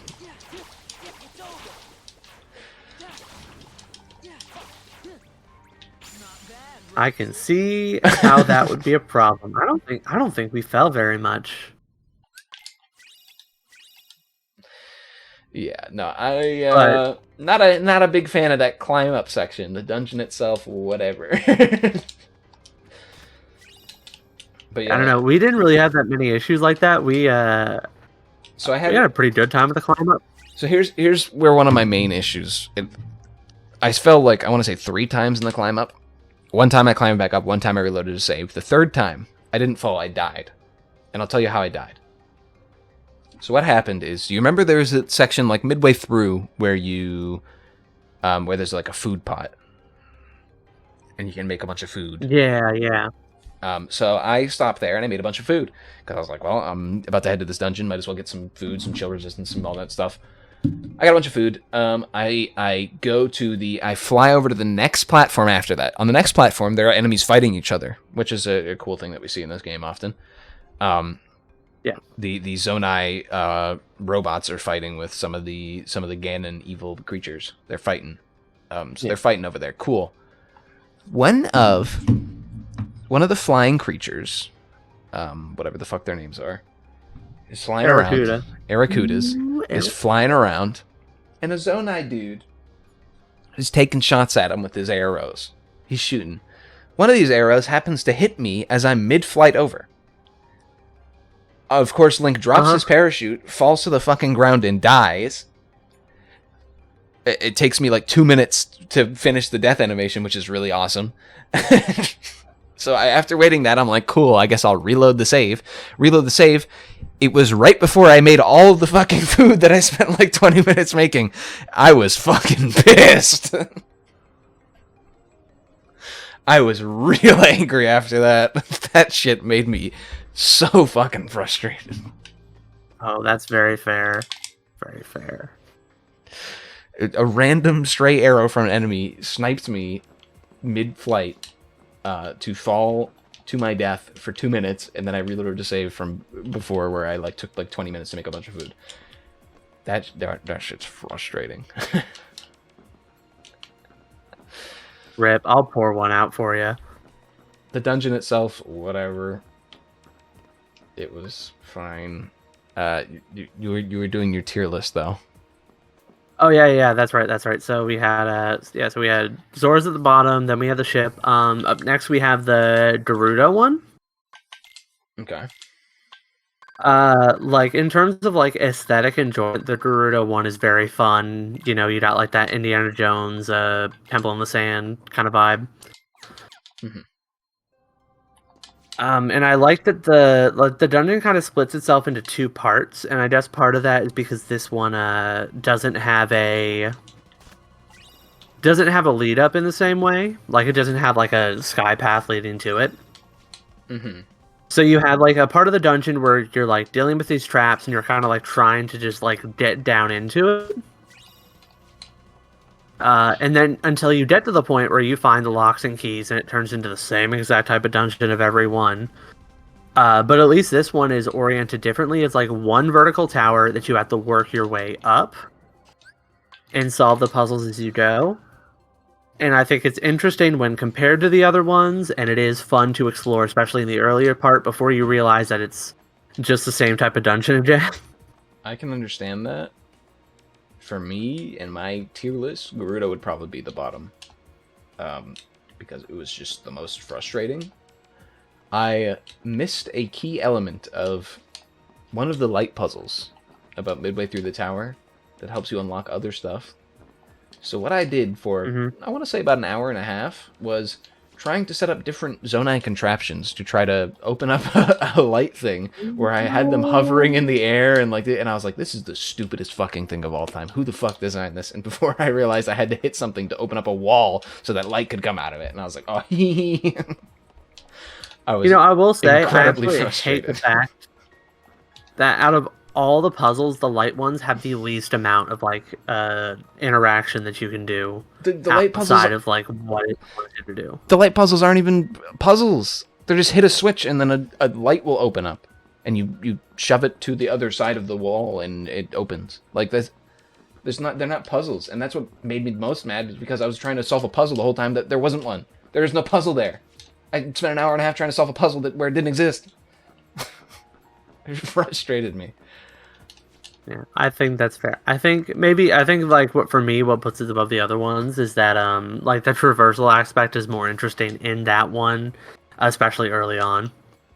Well, it also didn't help that the bosses, amazing. I loved the bosses of this game. Oh yeah, the bosses are The great. bosses of the Gerudo dungeon, though, not a big fan of that one. That was the only one that it took me more than one try to beat. It was a bit frustrating because it didn't follow patterns. Bosses follow patterns, and you learn those patterns, and you kill them because of it. Its pattern was it lets out a giant wall of tornadoes that you almost impossibly to avoid, and then you have to like it's so hard to move avoid super them. fast, and like it's just annoying. And like finding the balance of like freaking getting to hit it and also not getting hit yourself is so frustrating. Mm-hmm. I know at one point I took out a bunch of the homing carts, like the Zonai like battle things, Yeah. and strapped weapons to them. I'm like, all right, you guys deal with the dibdos while I shut off these freaking things. But anyway, your So favorite, then I kept on freezing myself. your favorite was the Gerudos, or not the Gobans then? Yes. The Goron. So the Goron does two really cool things, in my opinion. Is that you can either cheese the absolute living heck out of it and just, build some flying devices, or, just eat a bunch of stamina food and just glide and climb around everywhere. Or you can follow the intended paths with the minecarts, and both of them are fun and engaging. Yeah. I would probably say it was my favorite of the dungeons as well. Because it was just open and you could do whatever you wanted. Now that's not really saying much because I honestly wasn't a fan of the dungeons in this game yet again. But Yeah. I will say, the moment that we were done with the 2-in-1, and I'm like, I really just wanted regular old Zelda dungeon. I understand approaching the whole main game from the standpoint of let the player explore, let the player design their own thing and stuff like that. You know how you ever played Elden Ring? I have not played Elden Get Ring around to yet. Elden Ring? I needed to. Well, Elden Ring, this isn't so much a spoiler of the game or the story or anything as much as like how it's designed.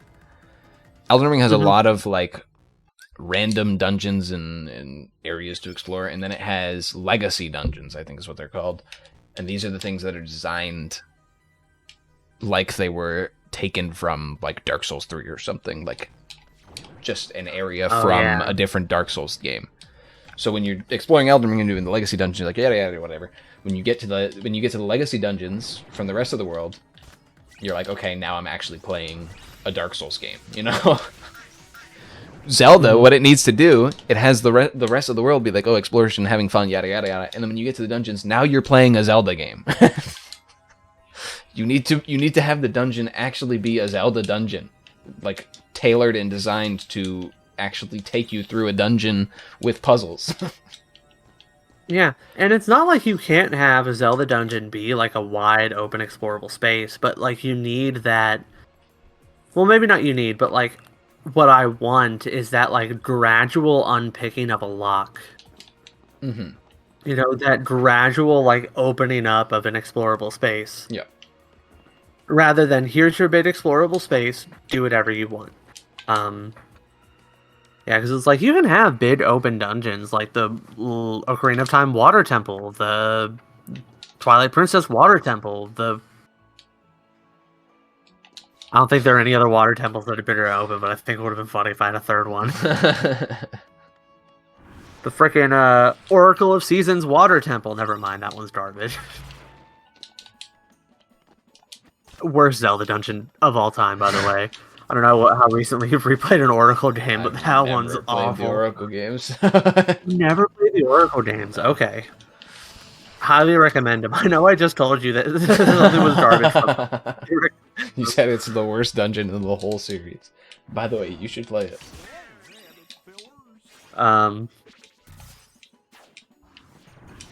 Freaking yeah, I want that gradual unlocking of a lot. I want a puzzle where I have to make a mental map as I go. Yep. And feel that relief when I find an actual map. I want to actually, like, solve something and not just fly around with my Zonai technology until I fucking hit the funny big button. It doesn't feel like you're doing anything in these dungeons. It doesn't feel like you're doing anything separate from the main game. It doesn't feel like these dungeons are a unique experience. It feels like you're just taking a break from doing the 500 millionth shrine, which we haven't even talked about shrines yet. Just feels like you're taking a break from that to do that, but on a slightly larger scale, which isn't interesting. Mm-hmm. So.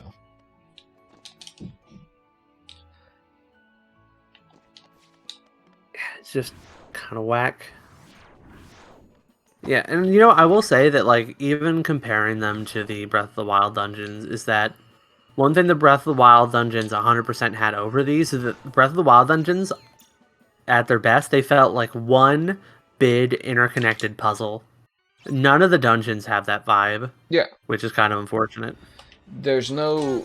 It doesn't feel like any of them have puzzle elements, which baffled me. None of them felt like they had...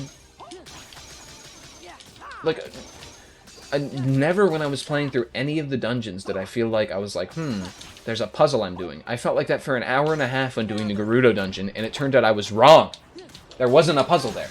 I was fooling myself into thinking that the game still made puzzles. Like, it's just frustrating.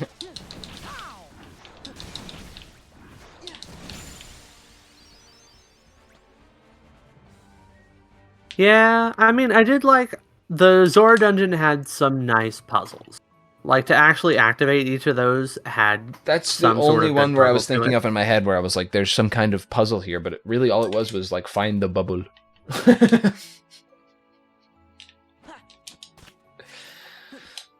Well, no, because you had to figure out, like, how do you get Sidon into this room? How do you... Well, I just also did get the chest, because we got all the extra chests that we were going through the dungeons. You had to figure out how to get Sidon into the room? What? Yeah, the one with the fire. What? Because you could go in with something over your head, but Sidon wouldn't find you, so you had to figure out how to... Or you had to figure out how to get into the room with the fire. That never happened to me. Sidon just appeared behind me. Brother. Oh. That did not happen to me. Like I said, the companion system sucks ass. Even when they're actually there. Yeah, so that's the dungeons. Do you want to talk about the bosses now? Bosses are great. Least favorite to favorite for me, I'll do the Gibdo boss. Sucked balls. It was not fun. It was frustrating more than anything. The Goron boss was too damn easy. You just spam the button until it dies. Spam the roll button until it dies.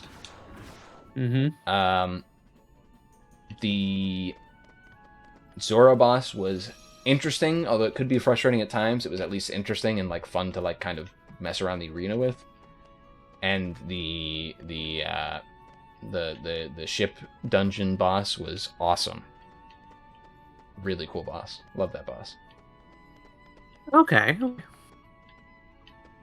And all in all, though, I'd say even like the ones that I hated, like the Gibdo boss, fucking leagues better than the Breath of the Wild bosses. We're still sick as ass.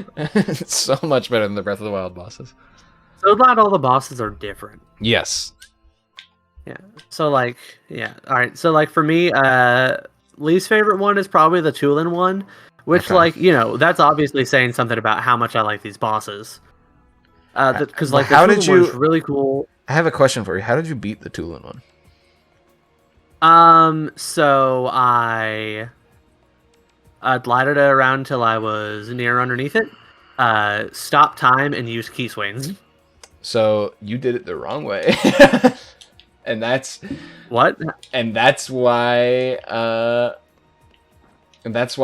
I think the major divide between this boss is because the divide of the boss is either it's fucking awesome or it's the worst boss ever online.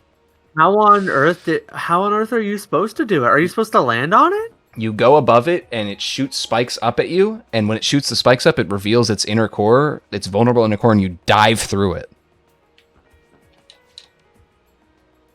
So you dive through the weak points and it obliterates you're them. lying to me. I'm not lying to you. Bad. That is how you do it. There is no way. That is how you do it. You go above it, it shoots spikes up at you, and as it shoots spikes, it reveals more of its weak core, and you dive into the weak core and obliterate it. That's how you kill the boss.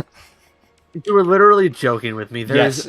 And there are two camps of people. There are people that did that and say this boss is awesome, and there are people that went below it and shot arrows at it and said this boss sucks.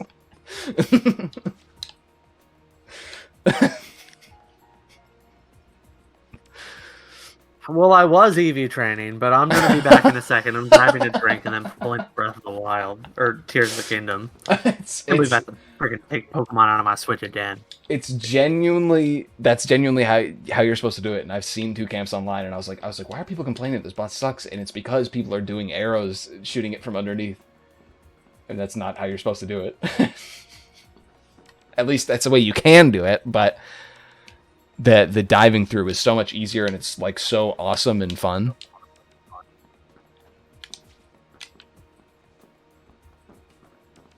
Yeah, no, the second you said that it was at the bottom of your list, I knew something was going on here.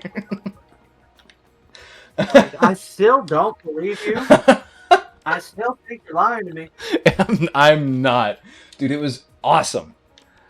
I genuinely the point of exhilaration I felt, I was floating above it and it started shooting spikes at me, and I saw like its core opening up, and I was like, am I supposed to dive through that? And then I dove down and just like obliterate it, and I was like, holy shit.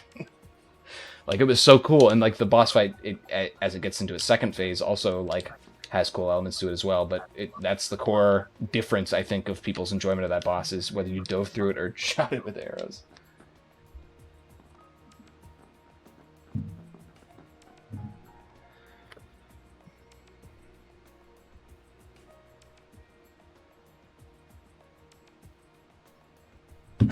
Like, I still think you're lying to me. But anyway, so while I go to see if I move my list around, and I will say, at the bottom of my list, still not a complaint. Like with the way I fought the boss, I still think it's like neat and Uh, impressive and a really good set piece. Just a little basic. Yeah, okay, I'll go look at it. I'm legitimately not lying to you. I still do not believe you until I see it for myself. Like, the fact that you described it in such detail almost has me convinced.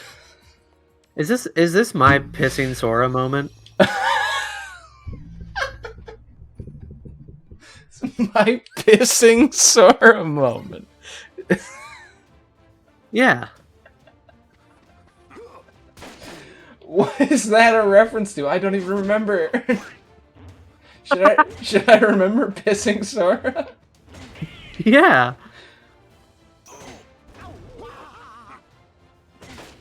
Remember when we were playing, I was talking to you about the Kingdom Hearts 3 DLC, and I was trying to tell you spoilers that you wouldn't believe. Holy shit, it is your pissing Sora moment, you're right. Let's see, where can I take a travel medallion from? Oh, that is pissing Sora. He's right. I forgot about pissing Sora. Oh, my brain you're doesn't like, want you to know believe what? it. You described that in such detail that I'm like actually convinced right now. Oh, pissing Sora. No! Gather. Oh well, I can get back there. Hate when you try to collect a travel medallion and accidentally travel to it. So are you going back to the underground version of the fight? Fight it again? Yeah. Yeah. Did you already fight The it underground again? bosses respawn. Yeah, I fought it like 5 times. You know, the underground bosses, I don't know if the main bosses do, but I know the other ones do. So it makes sense that the main ones probably do. Gather.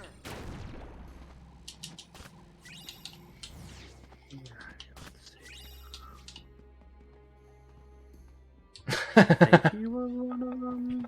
Man, I'm livid. Anyway, while I'm doing this, let's talk about some of the other ones. So, after that is the Dibdo Queen. Absolutely love the Dibdos in general, by the way. A little I think they're annoyed that handled the pretty well this game. I would have liked to see their cousins, the Redeads. Redeads. Probably some of my favorite enemies in the series, and I'm sad that we didn't get to see them, but oh well. Okay, yeah, they respawn. Okay. So yeah, the fight is really fun. A bit too hectic in my opinion. It gets really hard to like actually like engage with the fight sometimes. Mhm. Because there's just so much going on in it. Yeah. Oh yeah, there are spikes flying up.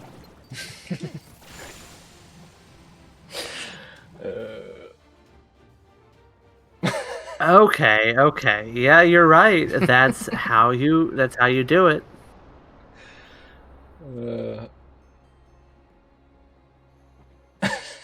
Dive through the core. You know what? I think I don't think that changes my Okay. placing of it that much. Cuz I do still think it's a similar thing where it's like a fairly easy gimmick to get through. Right, but Which it's is really also cool. not incredibly frustrating. Like shooting it from the bottom. Wait, frustrating. It's so easy. From what I saw online, everyone was fucking incredibly frustrated with shooting it from below. Were they using wings? That might have been their problem. Maybe. I was on Keith wings I mean, from I don't day know. one, baby. I did the Giga Chad dive, so that's all I'm gonna say. I played it correctly. I can see why you don't think you don't like the boss as much though. I think it was just the best one set piece wise, and it was a unique way to kill it, and it still had interesting attacks besides that, so it wasn't just like you wait for the thing and then kill it. So. Oh yeah, that's true. I really liked having to use Tulin to get out of the way of some of the attacks. Yeah, so Dibdo Queen. Also really liked the. Yeah, so after Dibdo Queen is probably Moldera for me, or Moldama? Marble Doma, that's what it's called. Really liked Marble Doma. Really? The biggest thing I don't like about it is the fact that you have to use Yonobo's ability to cripple it. I just think that I mean, you could use bombs. I think. I thought you could at least. I tried bombs on it and it wouldn't break its Really? legs. I mean, you could try to just ascend through its body, which is really hard but doable. I just think the boss is too easy. In the fact that it's literally you just spam Yonobo till its leg comes down and then you hit its eye. Yeah, which is fair. And then my favorite one was actually the shrimp shark, or the sharktopus, the Sharktarok. That was my favorite one. I think it was really fun. I think it was really fun. I think that it was my favorite part was probably that it was both interesting to fight and also really funny at the same time. Yeah. Muktarok, that's what it's called, Muktarok. Yeah. Yeah, so it was my favorite out of the bosses, I think. It was so much fun. Yeah, I can see that. I mean, it was my second favorite, so.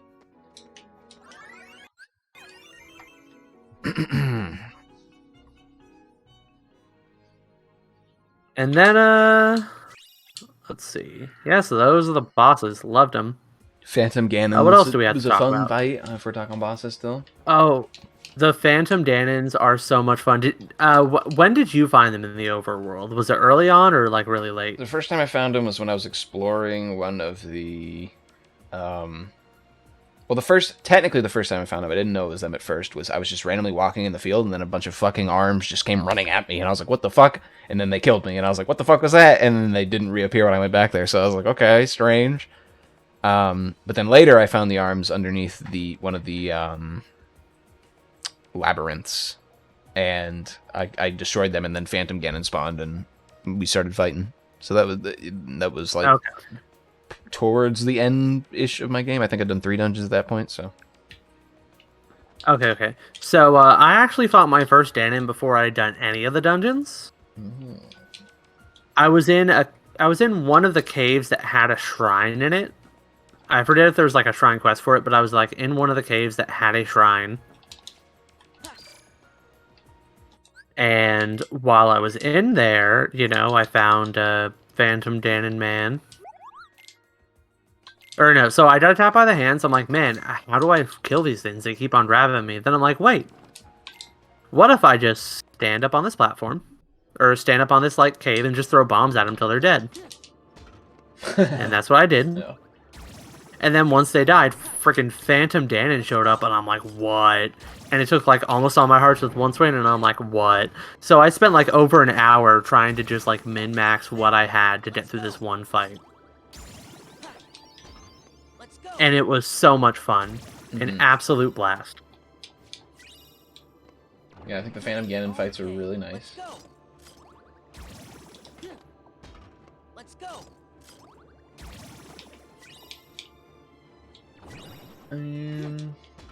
Let's go. And then the new, like, bosses. I love the Flux Cores. They were a lot of fun to fight every time. Let's go. How did you fight the Flux Cores? So at first I used Ultra Hand to grab their cores and then shake them. Mm-hmm. And it wasn't until I'd fought like a lot of them that I realized you could actually just hit the spot to activate it. Yeah, so... And then I switched... Exactly the opposite. The whole time I was shooting them with arrows in the spot, and then towards the end I realized you could Ultra Hand them, and I was like, oh! Oh, that must have made the early ones annoying. It wasn't that bad. Yeah. So, So now when I fight them, I just fly towards them, and then like slow down time and just load up a bunch of Dibdo bone arrows into them so they die before I even have to fight them. Frocks or Dodongos, basically. It's nice to have. Yeah, I will say, Dodongos. fighting those the first time was pretty awful. Before you realize that, yes, I must spam the Keese arrows. Or just, block. That's also helpful. It's like, at first I just assumed you couldn't block their full body tackles. But that was also when I figured out the trick was like, oh yeah, just spam these Keese arrows and you'll get it, baby.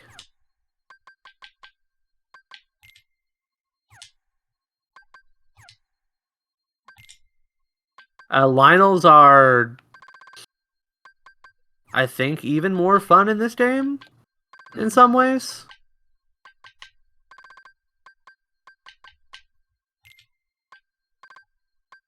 Stone taluses are still fun, and honestly, I think they're even more fun because you have the option of ascending through them now. Those definitely add an element to them.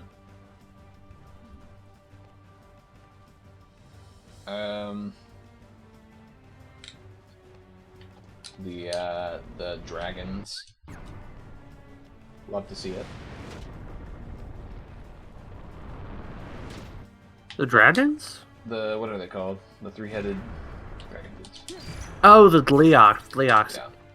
Yeah, those, at first, those were so awful before I realized the whole, like, okay, just get a bow that shoots multiple arrows.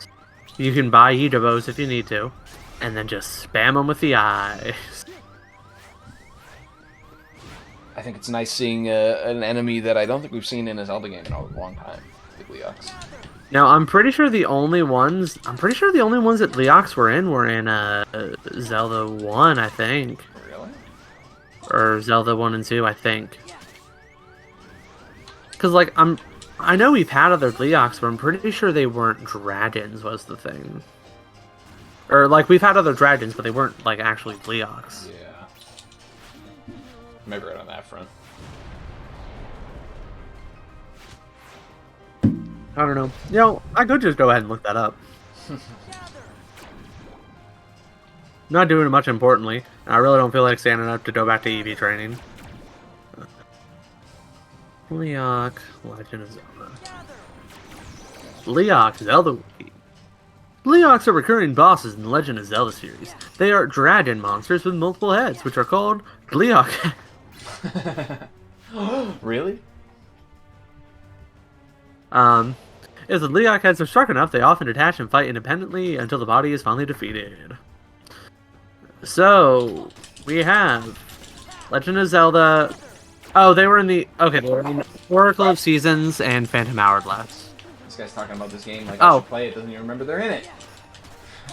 I forgot they were also in The Wand of Gamelon. Yo!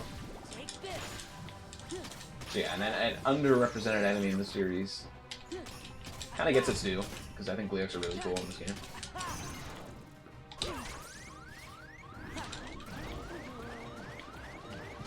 Okay. In my defense, the one in Phantom Hourglass, I guess it's called a Leox. I don't remember if it was called a Leox in game, but it also only had 2 heads instead of 3.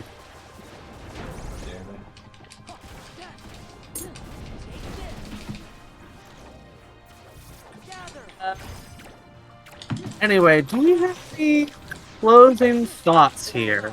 Alexa just got home from work, so gonna be time to call it here in a minute. Any closing thoughts about Top Coat? Quest and side characters all suck balls. Really? Okay, 90% of them are just collect 700 fucking Slurpee derps and give them back to me for no reward.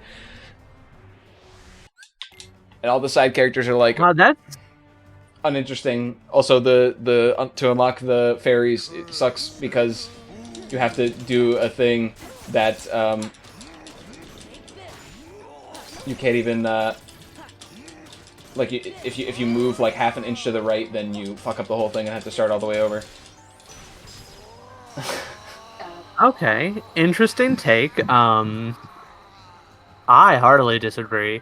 I think that there weren't any side quests in this game that were as good as the best side quests in Breath of the Wild, but I think overall the quality of side quests is much higher overall. I think I love a lot of these, especially the pale. And there are some ones. good quests, but most of them are like collectathon. I'm not talking about like quests where like you actually do an interesting thing for a character. I'm talking about a quest where it's like I need 20 hot-footed frogs so I can impress this girl. What's the Did I reward? even do Nothing. any of those? Oh wait, you know what?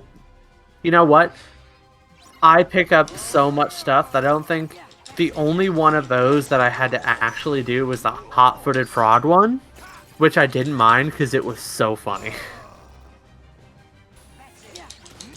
But that's also, admittedly, that's another thing of where like I collected so much stuff as I went that just didn't end up being a bother. I can see that. But when it's 9 out of 10 of the quests are just that, basically. It makes me That's fair. So I will leave you off with a surprise. We've teased it. Okay. So the whole time I'm sorry to say that I've misled you. This whole time we've been here. Oh? And that mislesion will come to light here. As I read you the intro hook to something that I'm working on. Uh-huh. When I had finished my around 55-hour journey with Tears of the Kingdom, it was hard to put into words my feelings, and in fact still is. All throughout my time playing the game, I had been blown away by its incredibly unique powers and new systems introduced in this game from its predecessor. Not only that, but expanding upon the world from Breath of the Wild, giving us not only the Sky Islands to explore, but a whole host of underground areas was not only a pleasant surprise, but one I found impressive to do just from the fact that it was still located on the behind the times in terms of hardware, Nintendo Switch. When I put the game down for the final time, it's easy to see how I could be impressed and satisfied with my time with it, as many others who had flocked online to share their fun and funny moments with the game had. The only issue is that wasn't what I felt. No, what I felt was instead something that I didn't even want to admit to myself for at least a week after I had finally put my controller down. Back in the subconscious of my mind, the truth stuck out like a sore thumb among all the lies I was telling myself at the time. That truth, simply put, was that I was never going to play this game again, and I was never going to beat The Legend of Zelda: Tears of the Kingdom. Wait, you didn't finish the plot? Nope. Or you didn't 100% it? I did not finish the plot. And that's the hook to Wow. my video that is going to be about motivation in modern games. Little hook. It's not going to be fully about Tears of the Kingdom, but it is going to be about how games motivate you intrinsically and extrinsically, and why some work and some don't. And why, when I put my controller down for the final time in Tears of the Kingdom, I realized I wasn't going to play this game ever again. And I wasn't going to beat the game. Wow. Wow, you really hit me off a cliff with a fan, man.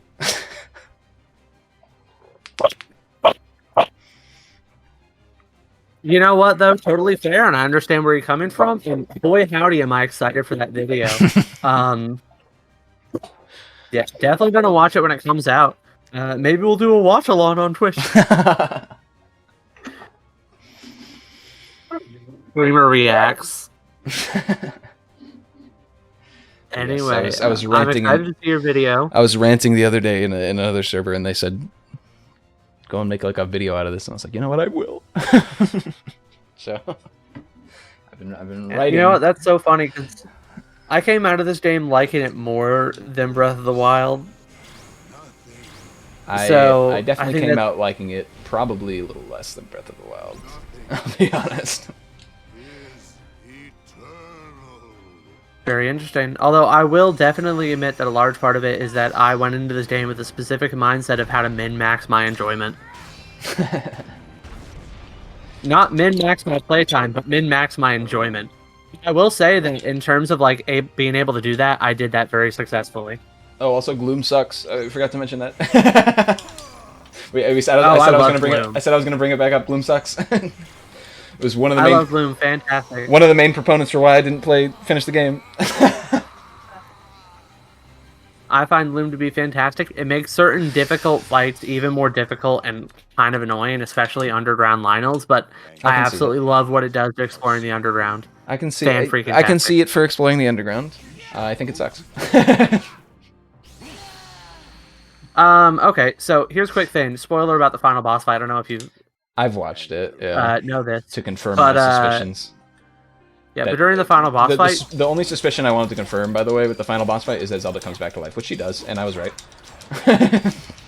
So during the final boss makes me fight, you don't lose hearts to Bloom. You permanently lose hearts for the rest of the game. I know. I've seen it.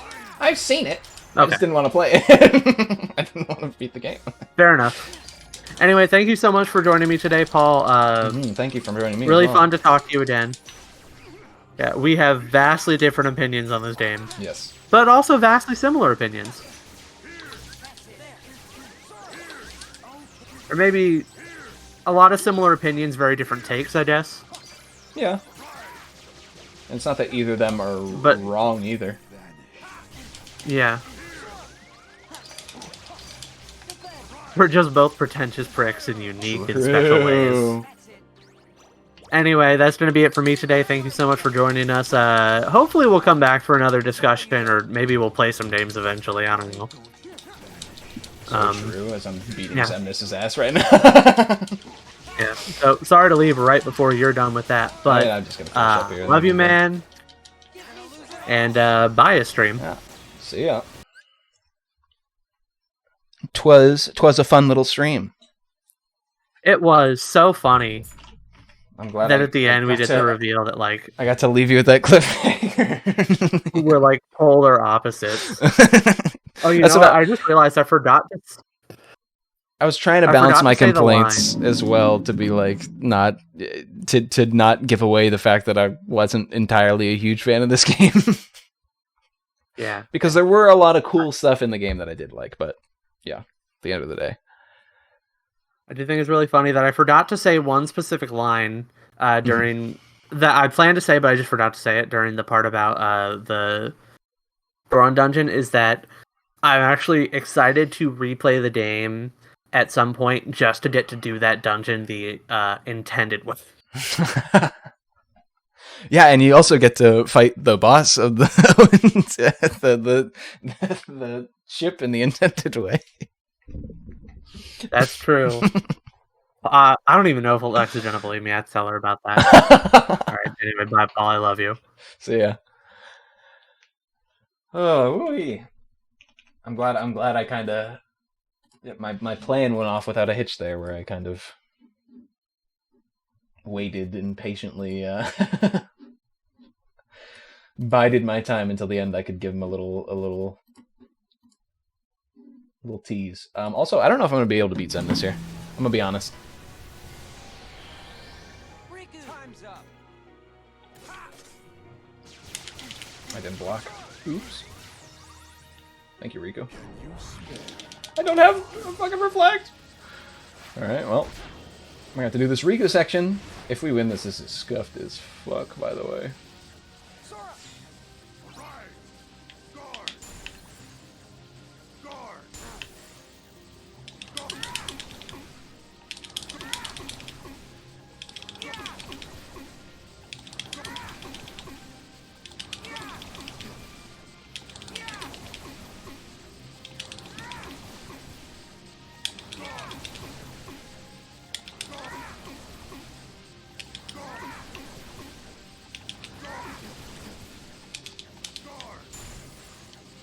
Why is it not?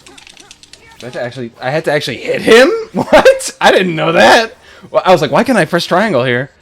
You have to actually hit the, like, fake Zemnis?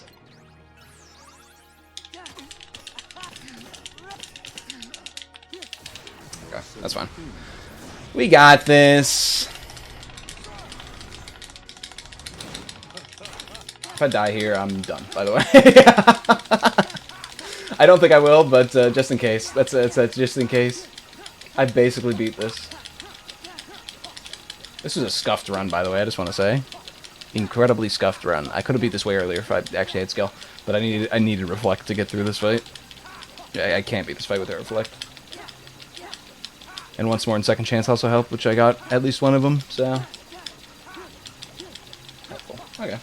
Yeah, we're fine. Sometimes I fuck up there and don't mash correctly and I die. You can die pretty fast at that part.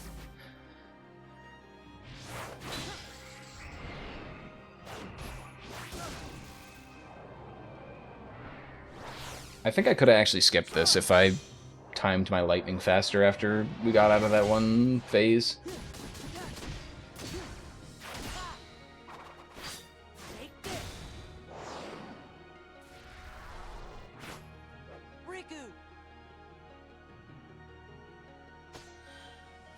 But that's going to be it. We finished our discussion and we finished this. 3 hours about.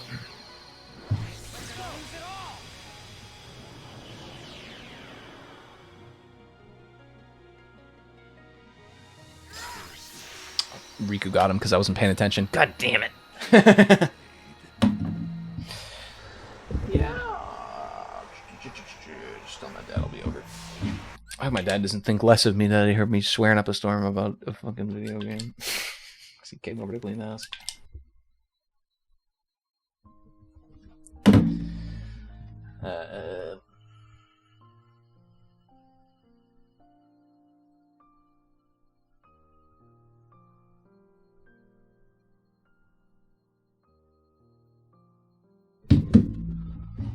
Alright. I got a shower. Oh, we don't need to save. We're good. I'm good without saving the game. Don't worry about it. I'm gonna shower and ready to go to my dad's.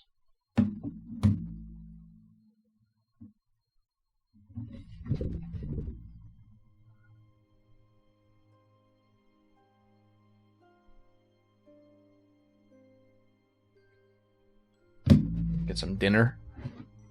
And then come back and work on some stuff.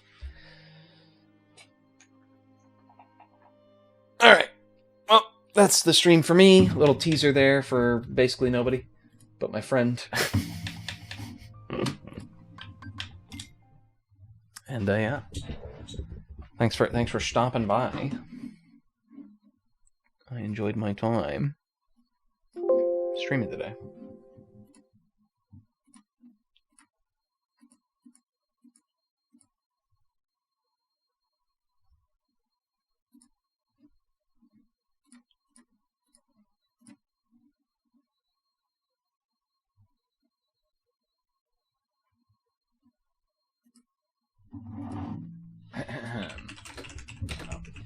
Showing you a black background.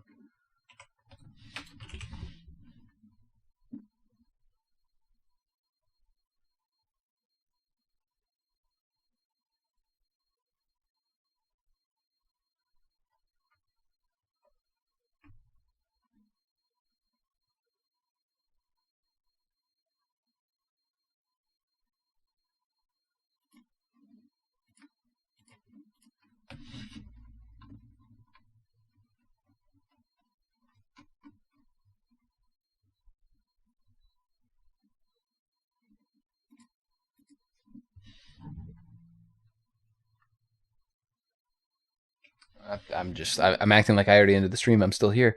Hello. Stream's over. Thank you for coming by. Now I'm going to have to get rid of that Twitter thing, so Twitter's going the way of the doo-doo. Or should I say do-do? Because it's going to die. We knew it was happening. Slow and dangerous death. Alright, but I gotta get going. So thank you for watching the stream. I want to do some solo streams since I don't have, as I talked about.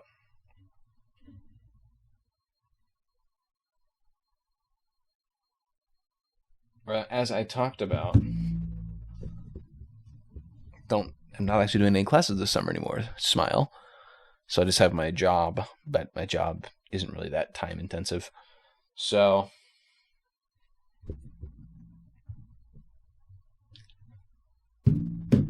Yeah. So hopefully I can do some streams more. I'm working on the video, obviously. I'm working on some other private stuff that I want to work on. Because I just got my computer repaired and I want to ride this baby out until I can't no more. I'm not going to be able to... 2 games that I want to play this year are Final Fantasy 16 and Starfield.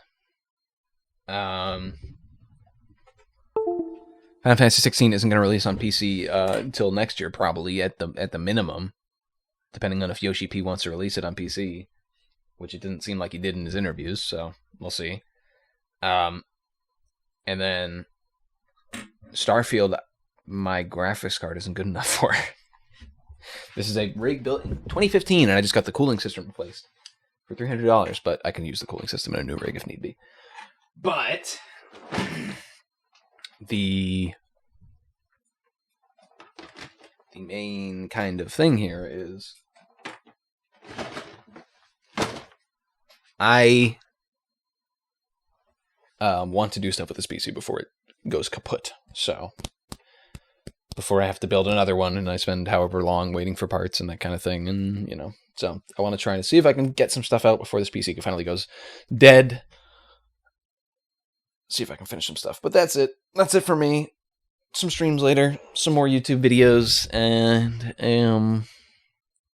some other stuff that I'm working on.